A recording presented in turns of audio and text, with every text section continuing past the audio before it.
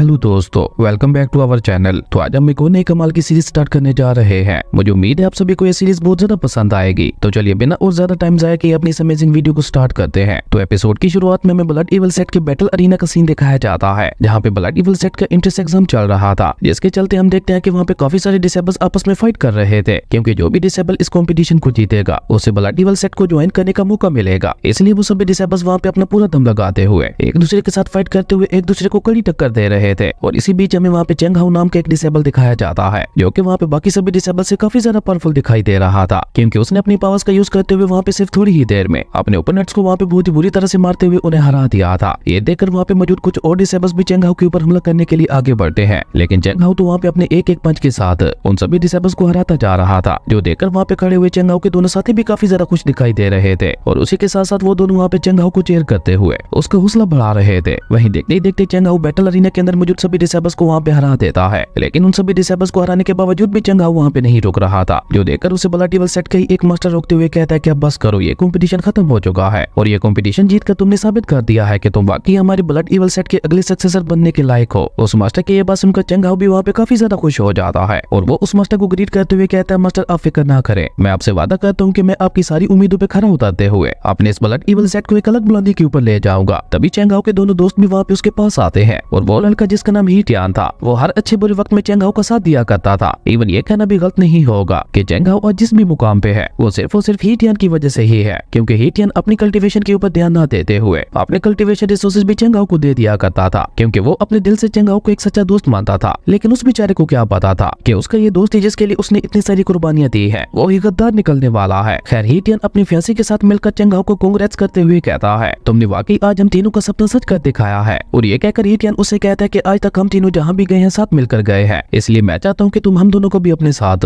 Blood evil set में लेकर चलो, क्योंकि मैंने सुना है कि ब्लड सेट का ये रूल है कि जो कोई भी डिसेबल उनके एंट्रेंस एग्जाम को पास कर लेता है वो अपने साथ ब्लड इविल सेट को ज्वाइन करने के लिए दो और डिसेबल्स को भी ला सकता है। लेकिन उस एंट्रेंस एग्जाम को पास करने के बाद चेंग हाउ का तो पूरा एटीट्यूड ही चेंज हो चुका था। वो ही टियान की ये बात सुनकर बहुत ही एटीट्यूड से उसे कहता है, मैंने इस एंट्रेंस एग्जाम को अपने दम पे पास किया है, इसलिए मैं तुम्हारे जैसे कमजोर लोगों को अपने साथ नहीं ले जा सकता। तुम जैसे कमजोर लोगों की जगह उसी मामूली से गाँव में है जहाँ तुम लोग रहते हो। तुम दोनों के लिए बेहतर यही है कि तुम दोनों इस सेट को ज्वाइन करने के सपने छोड़ दो और वापस अपने गाँव में जाकर अपना काम धंधा करो। अपने दोस्त चेंग हाउ की ये बात सुनकर ही टियान को वहाँ पे काफी ज्यादा गुस्सा आता है और वो थोड़ा गुस्से से चेंग हाउ से कहता है, चेंग हाउ ये तुम क्या बकवास कर रहे हो? क्या तुम भूल गए हो कि तुम्हें यहाँ तक पहुँचाने के लिए मैंने कितनी ज्यादा कुर्बानियां दी है? इवन मैंने अपनी कल्टीवेशन के ऊपर भी ध्यान न देते हुए सब कुछ तुम्हारे ऊपर लगा दिया और अब तुम यहाँ पे हमारी ही बेइज्जती कर रहे हो। ही टियान की ये बात सुनकर चेंग हाउ को भी बहुत ज्यादा गुस्सा आता है और वो अपना ऑरा रिलीज करते हुए गुस्से से ही टियान से कहता है, मैं आज जो कुछ भी हूँ सिर्फ और सिर्फ अपनी वजह से हूँ और अब तुम दोनों अपनी ये बकवास बंद करके चुपचाप दफा हो जाओ यहाँ से, वरना कहीं ऐसा ना हो कि मुझे तुम दोनों को मार मार के यहाँ से भगाना पड़े। ये सुनकर ही टियान और उसकी फियांसी भी वहाँ पे थोड़ा डर जाते हैं। तभी ही टियान की फियांसी बीच में आकर चेंग हाउ को समझाते हुए कहती है, अगर तुम मुझे अपने साथ नहीं ले जाना चाहते तो कोई बात नहीं, लेकिन ही टियान ने तो तुम्हारे लिए अब तक कितना कुछ किया है, तुम कम से कम उसे तो अपने साथ लेके जाओ। ही टियान की फियांसी की ये बात सुनकर चेंग हाउ वहाँ पे एक डेविल स्माइल करते हुए उससे कहता है, ही टियान की तो मुझे वहाँ पे कोई जरूरत नहीं है, लेकिन हाँ मुझे वहाँ पे मेरा ख्याल रखने के लिए किसी की जरूरत पड़ सकती है जो कि मुझे वहाँ पे चाय पानी और खाना दे सके। इसलिए अगर तुम मेरे साथ आना चाहती हो तो मैं तुम्हें अपने साथ ले जाने के लिए तैयार हूँ। कब तक तुम अपनी लाइफ इस जैसे कमजोर लड़के के साथ बर्बाद करती रहोगी? मेरी बात मानो और मेरे साथ चलो, मैं तुम्हें वहाँ पे एक बहुत अच्छा लाइफ स्टाइल दूंगा। चेंग हाउ की ये बात सुनकर तो ही टियान वहाँ पे गुस्से से पूरी तरह से पागल हो चुका था और वो गुस्से से वहाँ पे चेंग हाउ से कुछ कह पाता उससे पहले ही हम देखते हैं कि ही टियान की फियांसी वहाँ पे चेंग हाउ के साथ जाने के लिए रेडी हो गई थी। ये देखकर तो बेचारा ही टियान अंदर से पूरी तरह से टूट जाता है। उसे वहाँ पे समझ ही नहीं आ रहा था कि आखिर सिर्फ एक ही पल में उसके दोस्त सबसे खास दोस्त पराए कैसे हो गए। और जब ही टियान सैड होते हुए इस बारे में अपनी फियांसी से पूछता है तो उसकी फियांसी का एटीट्यूड भी अब वहाँ पे पूरी तरह से बदल चुका था। वो कोल्ड एटीट्यूड में ही टियान से कहती है कि मैं कब तक तुम्हारे जैसे कमजोर लड़के के साथ अपना टाइम जाया करती रहोगी? मेरे भी कुछ सपने हैं जिन्हें पूरा करने के लिए अब मुझे आगे बढ़ना होगा, क्योंकि तुम्हारी तो इतनी औकात नहीं है कि तुम आगे चलकर मेरे सपनों को पूरा कर सको। जबकि चेंग हाउ तुम्हारी तरह कमजोर नहीं है, वो फ्यूचर में मेरे हर एक सपने को पूरा करते हुए मेरी रक्षा भी करेगा। अपनी फियांसी की ये बात सुनकर ही टियान को वहाँ पे इतना ज्यादा गुस्सा आता है कि वो अचानक ही वहाँ पे अपना ऑरा रिलीज करते हुए चेंग हाउ के ऊपर हमला करने के लिए आगे बढ़ता है, क्योंकि आज चेंग हाउ ने एक ही पल में उससे उसका सब कुछ छीन लिया था। पर जैसे ही टियान चेंग हाउ के ऊपर हमला करने के लिए उसके पास पहुंचता है तो ही टियान उसे वहाँ पे एक झटके में उठाकर वहाँ से पीछे फेंक देता है और चेंग हाउ के इस एक अटैक में ही बेचारी ही टियान की हालत वहाँ पे काफी ज्यादा खराब हो चुकी थी, क्योंकि ही टियान अभी बहुत ही ज्यादा कमजोर था और पावर लेवल के मुकाबले में तो वो चेंग हाउ के आसपास भी नहीं था। वहीं ही टियान की इस हरकत की वजह से अब चेंग हाउ को भी उसके ऊपर काफी ज्यादा गुस्सा आता है, इसलिए वो वहाँ पे उसके पास जाते हुए कहता है कि तुम्हारे जैसे एक मामूली से लड़के की हिम्मत कैसे हुई अपने से ज्यादा पावरफुल कल्टीवेटर के ऊपर हमला करने की। और ये कहकर जैसे ही चेंग हाउ ही टियान को मारने के लिए अपना हाथ ऊपर उठाता है तो उसका मास्टर उसे वहाँ पे रोकते हुए कहता है कि रुको, तुम्हें ऐसे खाली हाथ से मारने में बिल्कुल भी मजा नहीं आएगा। और ये कहकर वो मास्टर उसे वहाँ पे एक ब्लड स्पिरिचुअल सोर्ड देते हुए कहता है, ये लो, इस ब्लड सोर्ड की मदद से इसे खत्म करो, पर उससे पहले इस ब्लड सोर्ड को एक्टिवेट करने के लिए तुम्हें अपने ब्लड का यूज करना होगा। वहीं उस ब्लड सोर्ड को देखकर तो चेंग हाओ की खुशी का वहाँ पे कोई ठिकाना ही नहीं था, इसलिए वो वहाँ पे खुश होकर अपने मास्टर को ग्रीट करते हुए उनका शुक्रिया अदा करता है उसे इतना सारा पावरफुल गिफ्ट देने के लिए। और ये कहकर अचानक चेंग हाओ वहाँ पे एक डेविल स्मेल करते हुए अपने मास्टर से कहता है, आपका ये डिसेबल आपके इस गिफ्ट को कभी नहीं भूलेगा। यहाँ पे चेंग हाओ के इरादे अपने मास्टर को लेकर भी बिल्कुल भी नेक नहीं लग रहे थे। खैर उसके बाद वो अपनी सोर्ड लेकर ही टियान की तरफ बढ़ते हुए उसे कहता है, ही टियान, तुम बहुत ही ज्यादा लकी हो जो तुम्हारे जैसे एक मामूली कल्टीवेटर को भी एक इतने ज्यादा खास ब्लड सोर्ड से बनने का मौका मिल रहा है। वहीं चेंग हाओ के हाथ में वो ब्लड सोर्ड देकर ही टियान की हालत भी काफी ज्यादा खराब हो चुकी थी और वो डर के मारे रेंगते हुए वहाँ से पीछे हटने लगा था। जो देखकर चेंग हाओ एक डेविल स्मेल करते हुए उससे कहता है कि अब भी हटने का कोई फायदा नहीं है, क्योंकि अब तुम यहाँ पे हमेशा हमेशा के लिए बनने वाले हो। और ये कहकर चेंग हाओ जैसे ही वहाँ पे ही टियान के ऊपर हमला करने के लिए अपने ब्लड सोर्ड को ऊपर उठाता है तो अचानक ही वहाँ पे बहुत ही ज्यादा पावरफुल एनर्जी ब्लास्ट होता है, जिसके इम्पैक्ट की वजह से चेंग हाओ वहाँ से उड़ता हुआ काफी पीछे जा गिरा था। और इसी के साथ वहाँ पे हमारे हीरो बाई चेंग की एंट्री होती है, जो कि देखने से ही बहुत ज्यादा पावरफुल लग रहा था। ये देखकर चेंग हाओ को वहाँ पे बाई चेंग के ऊपर बहुत ही ज्यादा गुस्सा आता है, इसलिए वो उसे मारने के लिए अपनी ब्लड सोर्ड लेकर आगे बढ़ता है। पर बाई चेंग ने तो वहाँ पे अपने सिर्फ और प्रेशर से ही उसे वहाँ से उड़ाते हुए पीछे की तरफ फेंक दिया था। और बाई चेंग के ऐसी कमाल के पावर्स देखकर ब्लड ईवल सेट के सभी मास्टर्स भी वहाँ पे काफी ज्यादा हैरान दिखाई दे रहे थे, क्योंकि बाई चेंग से यहाँ पे जो ऑरा निकल रहा था, इतना पावरफुल ऑरा तो किसी ट्रांसफॉर्मेशन रियलम वाले कल्टीवेटर का भी नहीं होता था। और यही बात ब्लड ईवल सेट के सभी मास्टर्स को परेशान कर रही थी। पर वो सभी वहाँ पे किसी तरह से हिम्मत जुटाते हुए बाई चेंग से सवाल करते हुए पूछते हैं, सीनियर, क्या आप हमें बता सकते हैं कि आपका इस तरह से अचानक हमारे क्लैन में आने का रीजन क्या है? जिसपे बाई चेंग उन्हें वहाँ पे सीधे सीधे जवाब देते हुए कहता है कि मैं यहाँ पे अपने क्लैन में शामिल करने के लिए कुछ डिसेबल्स को लेने के लिए आया हूँ, लेकिन मुझे लगता है कि मेरा यहाँ पे आना बेकार हुआ, क्योंकि मुझे तो यहाँ पे ऐसा कोई भी डिसेबल दिखाई नहीं दे रहा जिसे मैं अपने क्लैन में शामिल कर सकूं। बाई चेंग की ये बात सुनकर उन तीनों मास्टर्स को वहाँ पे बहुत ही ज्यादा गुस्सा आता है और वो तीनों वहाँ पे अपना अपना ऑरा रिलीज करते हुए गुस्से से बाई चेंग से कहते हैं, तो तुम यहाँ पे हमसे हमारे डिसेबल्स को चुराना चाहते हो? हम लोग ऐसा हरगिज नहीं होने देंगे। असल में उन तीनों मास्टर्स को यहाँ पे ऐसा लग रहा था कि शायद बाई चेंग यहाँ पे उनके डिसेबल चेंग हाओ को लेने के लिए आया है, इसलिए वो तीनों वहाँ पे अपना अपना ऑरा रिलीज करके अपने अपनी पावर्स को कंबाइन करते हुए बाई चेंग के ऊपर हमला करने के लिए एक बहुत ही ज्यादा पावरफुल अटैक को तैयार करने लगे थे। और देखते ही देखते वो तीनों मिलकर बाई चेंग के ऊपर हमला करने के लिए वहाँ पे एक बहुत बड़ी जेंट सूट को क्रिएट करते हैं, जिसकी मदद से उन्होंने वहाँ पे बाई चेंग के ऊपर हमला भी कर दिया था। लेकिन अपनी तरफ आते हुए इतने ज्यादा पावरफुल अटैक को देखकर भी बाई चेंग वहाँ पे बिल्कुल भी नहीं घबराता और उसने वहाँ पे उन तीनों को इतने ज्यादा खतरनाक हमले को अपने सिर्फ एक हाथ से ही रोक लिया था। ये देखकर उन तीनों मास्टर्स को वहाँ पे एक झटका लगता है और वो तीनों वहाँ पे अपने अटैक की पावर को और ज्यादा बढ़ाने की कोशिश करते हैं। पर तभी हम वहाँ पे देखते हैं कि अचानक ही बाई चेंग वहाँ पे अपने हाथ को थोड़ा सा आगे पुश करता है और ऐसा होते ही उन तीनों मास्टर्स की कंबाइंड पावर से बनी हुई वो जेंट सूट भी वहीं पे डिस्ट्रॉय हो गई थी। इवन वो तीनों खुद भी उड़ते हुए वहाँ से काफी पीछे जा गिरते हैं, जहाँ उन तीनों की हालत बहुत ही ज्यादा खराब हो चुकी थी। इवन अब उन लोगों से वहाँ पे खड़ा भी नहीं हुआ जा रहा था। तभी बाई चेंग वहाँ पे उनकी तरफ आगे बढ़ते हुए उससे कहता है, क्या यहाँ पे कोई और भी है जो मुझे रोकना चाहता है? बाई चेंग की ये बात सुनकर वो तीनों मास्टर जो कि बाई चेंग की पावर के एक नमूना देख चुके थे, वो डरते हुए बाई चेंग से कहते हैं, नहीं नहीं मास्टर, आप जो करना चाहते हैं करें, आपको यहाँ पे कोई भी नहीं रोकेगा और आपका बहुत ज्यादा शुक्रिया जो आपने हमें यहाँ पे मारा नहीं। उन तीनों मास्टर्स की ये बात सुनकर बाई चेंग उनसे कहता है, ओके अगर ऐसी बात है तो उस पर्सन को मैं अपने साथ ले जा रहा हूँ। बाई चेंग की ये बात सुनकर चेंग हाओ को वहाँ पे ऐसा लगता है कि शायद बाई चेंग उसे वहाँ पे अपने साथ ले जाने की बात कर रहा है, इसलिए अचानक ही चेंग हाओ वहाँ पे बाई चेंग के सामने झुकते हुए उसे रिस्पेक्ट देने लगा था। जो देखकर बाई चेंग थोड़ा कंफ्यूज होते हुए उससे पूछता है, क्या बाकी तुम कौन हो? जिसपे चेंग हाओ बहुत ही खुशी से बाई चेंग को बताता है कि मैं चेंग फैमिली का चेंग हाओ हूँ। जो सुनकर बाई चेंग उससे कहता है कि तुम्हें शायद यहाँ पे कोई गलतफहमी हुई है, मैं तुम्हें यहाँ पे लेने के लिए नहीं आया। जो सुनकर चेंग हाओ भी थोड़ा कंफ्यूज होते हुए उससे पूछता तो फिर अब यहाँ पे किसे लेने के लिए आए हैं? और अभी अभी तीनों मास्टर्स ने यहाँ पे मेरे टैलेंट को चेक किया है, इनके मुताबिक यहाँ पे मेरे जितना टैलेंटेड और कोई भी नहीं है। जिसपे बाई चेंग स्माइल करते हुए उससे कहता है, क्या वाकई तुम्हें ऐसा लगता है? पर मेरे ख्याल से तो तुमसे भी ज्यादा टैलेंटेड ये लड़का है। और ये कहकर बाई चेंग वहाँ पे ही टियान की तरफ इशारा करता है। बाई चेंग की उंगली अपनी तरफ देखकर ही टियान भी वहाँ पे कंफ्यूज होते हुए कहता है, सीनियर क्या आप मेरी बात कर रहे हैं? वहीं ये देखकर वो तीनों मास्टर्स भी कहते हैं कि शायद हमसे कोई गलती हो गई थी। हम लोग यहाँ पे ये समझ बैठे कि ये मास्टर शायद यहाँ पे चेंग हाओ को लेने के लिए आया है। अगर ये पहले हमें बता देता कि ये यहाँ पे इस कमजोर से लड़की को लेने के लिए आया है तो हमारे बीच यहाँ पे फाइट होती ही नहीं। वहीं चेंग हाओ अचानक ही वहाँ पे एक बार फिर से अपना एटीट्यूड चेंज करते हुए बाई चेंग से कहता है, मुझे तो लगा था कि तुम एक ग्रेट मास्टर हो और तुम रियल टैलेंट को जानते होगे, लेकिन तुम तो इस जैसे कचरे को टैलेंटेड कह रहे हो। मेरे ख्याल से तो शायद तुम्हारी नजर ही कमजोर है जो तुम इस जैसे कचरे को जीनियस कह रहे हो। जिसपे बाई चेंग उससे कहता है कि मैंने बिल्कुल ठीक कहा है, ये वाकई एक रियल जीनियस है, पर अभी तक इसने अपने अंदर की हिडन पावर को पहचाना नहीं है, इसलिए अभी ये बहुत ज्यादा कमजोर है। लेकिन देखना, एक महीने के अंदर अंदर ये इतना ज्यादा ताकतवर हो जाएगा कि तुम भी इसका सामना नहीं कर पाओगे। और अगर तुम्हें फिर भी यकीन नहीं हो रहा तो मैं अपने डिसेबल की ओर से तुम्हें चैलेंज करता हूँ कि आज से पूरे 1 महीने बाद इसी जगह पे तुम्हारे और मेरे डिसेबल के बीच में फाइट हो गई और उस समय मेरा डिसेबल तुम्हें यहाँ पे बहुत ही बुरी तरह से हरा देगा। बाई चेंग की ये बात सुनकर चेंग हाओ वहाँ पे एक लेवल स्माइल करते हुए कहता है कि अब ये कचरा मुझे हराएगा। ओके ठीक है, मुझे भी तुम्हारी ये चैलेंज मंजूर है। चेंग हाओ की ये बात सुनकर बाई चेंग उसे वहाँ पे कोई भी जवाब दिए बगैर ही टियान को लेकर वहाँ से टेलीपोर्ट हो गया था। उसके बाद सीन शिफ्ट होता है और हमें एक आइलैंड का सीन दिखाया जाता है जहाँ पे एक छोटा सा सेट बना हुआ था और ये सेट किसी और का नहीं बल्कि बाई चेंग का ही था। बाई चेंग ही टियान को लेकर इसी जगह पे टेलीपोर्ट हुआ था और बेचारे ही टियान ने तो ये अपने सपने में भी नहीं सोचा था कि बाई चेंग की तरह एक इतना ज्यादा पावरफुल ग्रेट मास्टर उसे खुद अपने सेट में शामिल करने के लिए आएगा। इसलिए वो वहाँ पे बाई चेंग का शुक्रिया अदा करते हुए उसके सामने झुक जाता है, जिसपे बाई चेंग उसे वहाँ पे कुछ कह पाते से पहले ही हम देखते हैं कि अचानक ही वहाँ पे बाई चेंग के सामने एक सिस्टम ओपन होता है जो बाई टियान को बताता है कि आपका ये मिशन पूरा हो चुका है। असल में सिस्टम ने ही बाई चेंग को ये टास्क दिया था कि उसे ही टियान को लेकर अपने क्लैन में आना है, पर अभी भी उसे सिस्टम की तरफ से दिया हुआ मेन टास्क पूरा नहीं हुआ था क्योंकि उसके सिस्टम के टास्क के मुताबिक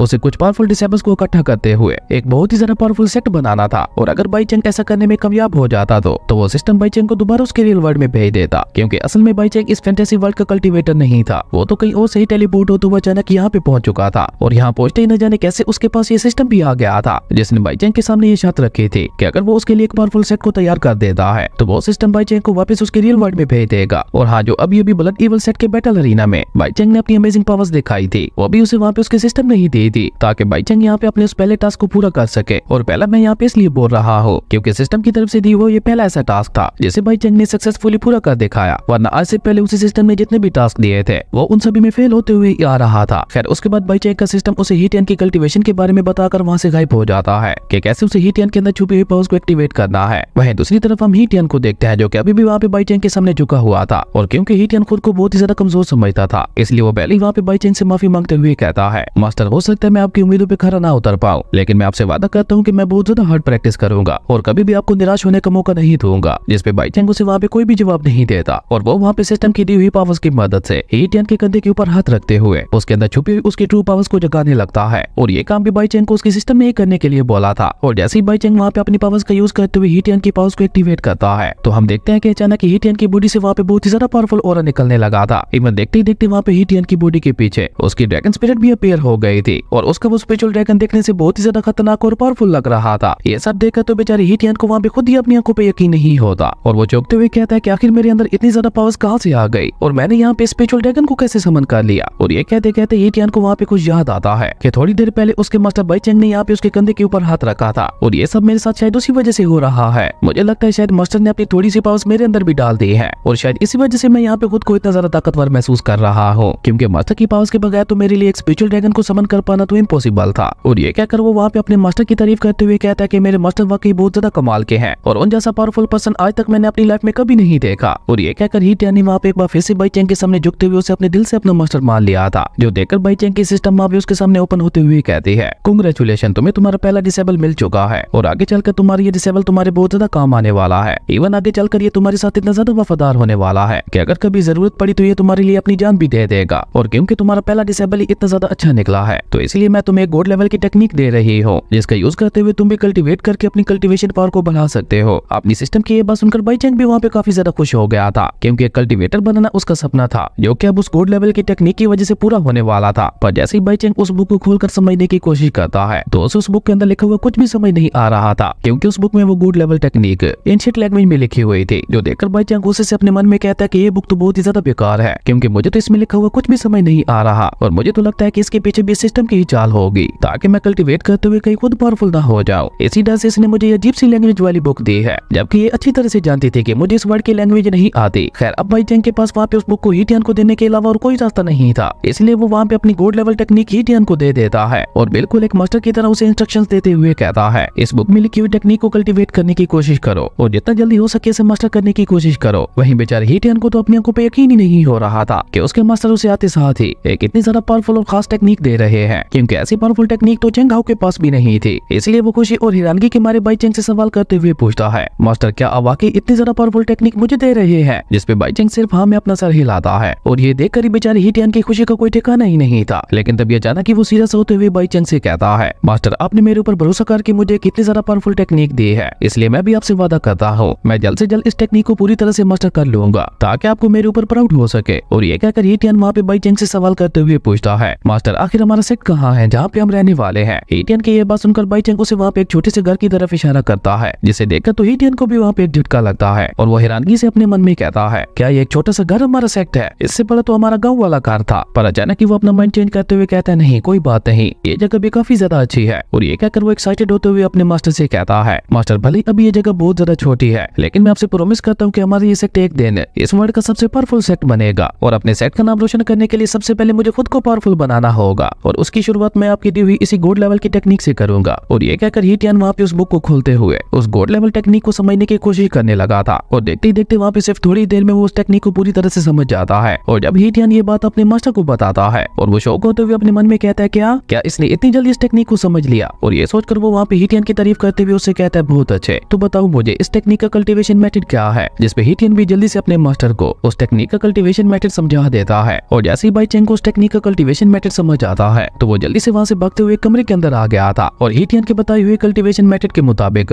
वहाँ पे बैठकर कल्टीवेट करने की कोशिश करने लगा था। पर बहुत ज्यादा मेहनत के बावजूद भी बाई चेंग वहाँ पे उस टेक्निक को कल्टीवेट नहीं कर पाता, क्योंकि किसी भी टेक्निक को कल्टीवेट करने के लिए अभी तक बाई चेंग की मरीनेंसी ओपन नहीं हुई थी। और ये देखकर बाई चेंग बेचारा वहाँ पे एक बार फिर से काफी ज्यादा सैड हो गया था। और अभी बाई चेंग वहाँ पे सैड होते हुए खुद को बुरा भला कह ही रहा था कि तभी अचानक उसे वहाँ पे बाहर कोई बहुत ही ज्यादा पावरफुल आवाज सुनाई देती है, जिसे अभी बाई चेंग समझने की कोशिश कर ही रहा था कि तभी हीटियन वहाँ पे भागते हुए आकर बाई चेंग को बताता है, मास्टर मैंने आपकी दी हुई उस टेक्निक के पहले लेवल को पूरी तरह से मास्टर कर लिया है। हीटियन की ये बात सुनकर तो बेचारे बाई चेंग को यकीन ही नहीं हो रहा था कि इस लड़के ने इतनी जल्दी उस टेक्निक के पहले लेवल को मास्टर भी कर लिया, जबकि मैं अभी तक उसे सही से समझ भी नहीं पाया हूँ। खैर ये सब सोचकर बाई चेंग वहाँ पे हीटियन की तारीफ करते हुए बाहर आ जाता है और वो एक तालाब के किनारे बैठकर वहाँ पे सोचने लगा था कि आखिर वो अपनी कल्टीवेशन कहाँ से स्टार्ट करे। पर तभी हीटियन वहाँ पे एक बार फिर से उसके पास आते हुए उसे बताता है, मास्टर मैंने आपकी दी हुई टेक्निक के 4th लेवल को भी पूरी तरह से मास्टर कर लिया है। जो सुनकर बाई चेंग को वहाँ पे एक बार फिर से झटका लगता है और वो अपने मन ही मन में गुस्सा करते हुए कहता है, आखिर इसे इतनी जल्दी क्या पड़ गई है जो ये इतनी जल्दी इस टेक्निक को सीखता जा रहा है। अब मैं क्या करूँ, अगर ऐसे ही चलता रहा तो फिर मेरे मास्टर होने का क्या फायदा, क्योंकि इस तरह से तो मेरा डिसेबल ही मुझसे आगे निकल जाएगा। बाई चेंग को वहाँ पे इस तरह से उदास देकर उसकी सिस्टम वहाँ पे उसके सामने ओपन होते हुए कहती है, तुम्हें इस तरह से परेशान होने की कोई जरूरत नहीं है और अगर तुम भी कल्टीवेट करते हुए खुद को पावरफुल बनाना चाहते हो तो तुम्हें जल्द से जल्द अपने सेक्ट में कुछ और डिसेबल्स को भी शामिल करना होगा। और जैसे जैसे तुम अपने सेक्ट में डिसेबल्स को शामिल करते जाओगे तो हर एक डिसेबल के बदले में मैं तुम्हें कुछ पावर्स दूंगी, जिसकी मदद से तुम भी कल्टीवेट करते हुए खुद को पावरफुल बना पाओगे। अपनी सिस्टम की यह बात सुनकर बाई चेंग वहाँ पे काफी ज्यादा खुश हो गया था और उसने अपने मन ही मन में ठान ली थी क्या वो जितना जल्दी हो सकेगा ज्यादा से ज्यादा डिसेबल्स को अपने क्लैन में शामिल करेगा। और अभी बाई चेंग वहाँ पे ये सब कह ही रहा था कि तभी अचानक उसकी नजर वहाँ पे एक लड़की के ऊपर पड़ती है जिसका नाम लीना था। लीना को देखकर बाई चेंग खुश होते हुए कहता है क्यों ना इसे भी मैं अपने क्लैन में शामिल कर लूं। पर तभी उसकी नजर वहाँ पे लीना के पीछे पड़े हुए कुछ इवल कल्टीवेटर्स के ऊपर पड़ती है जो कि वहाँ पे लीना को पकड़ने की कोशिश कर रहे थे। और इवल कल्टीवेटर्स को देखकर बाई चेंग परेशान होते हुए कहता है, ये लोग तो घोस्ट क्लैन से हैं और सभी के सभी काफी ज्यादा पावरफुल भी दिखाई दे रहे हैं और अगर मैं इस लड़की को अपने क्लैन में शामिल करने के लिए जाता हूँ तो मुझे फिर इन लोगों का भी सामना करना पड़ेगा जो कि मैं बिल्कुल भी नहीं करना चाहता। और ये सोचकर बाई चेंग लीना को अपने क्लैन में शामिल करने का प्लान ड्रॉप कर देता है। और ये सोचकर जैसे ही बाई चेंग वहाँ से जाने के लिए पीछे पलटता है तो तभी अचानक हीटियन वहाँ पे आकर घोस्ट क्लैन के उन कल्टीवेटर से कहता है, तुम लोगों की हिम्मत कैसे हुई मेरे मास्टर के सामने एक लड़की को परेशान करने की। अगर तुम लोग मेरे मास्टर के हाथों से पिटना नहीं चाहते तो चुपचाप दफा हो जाओ यहाँ से।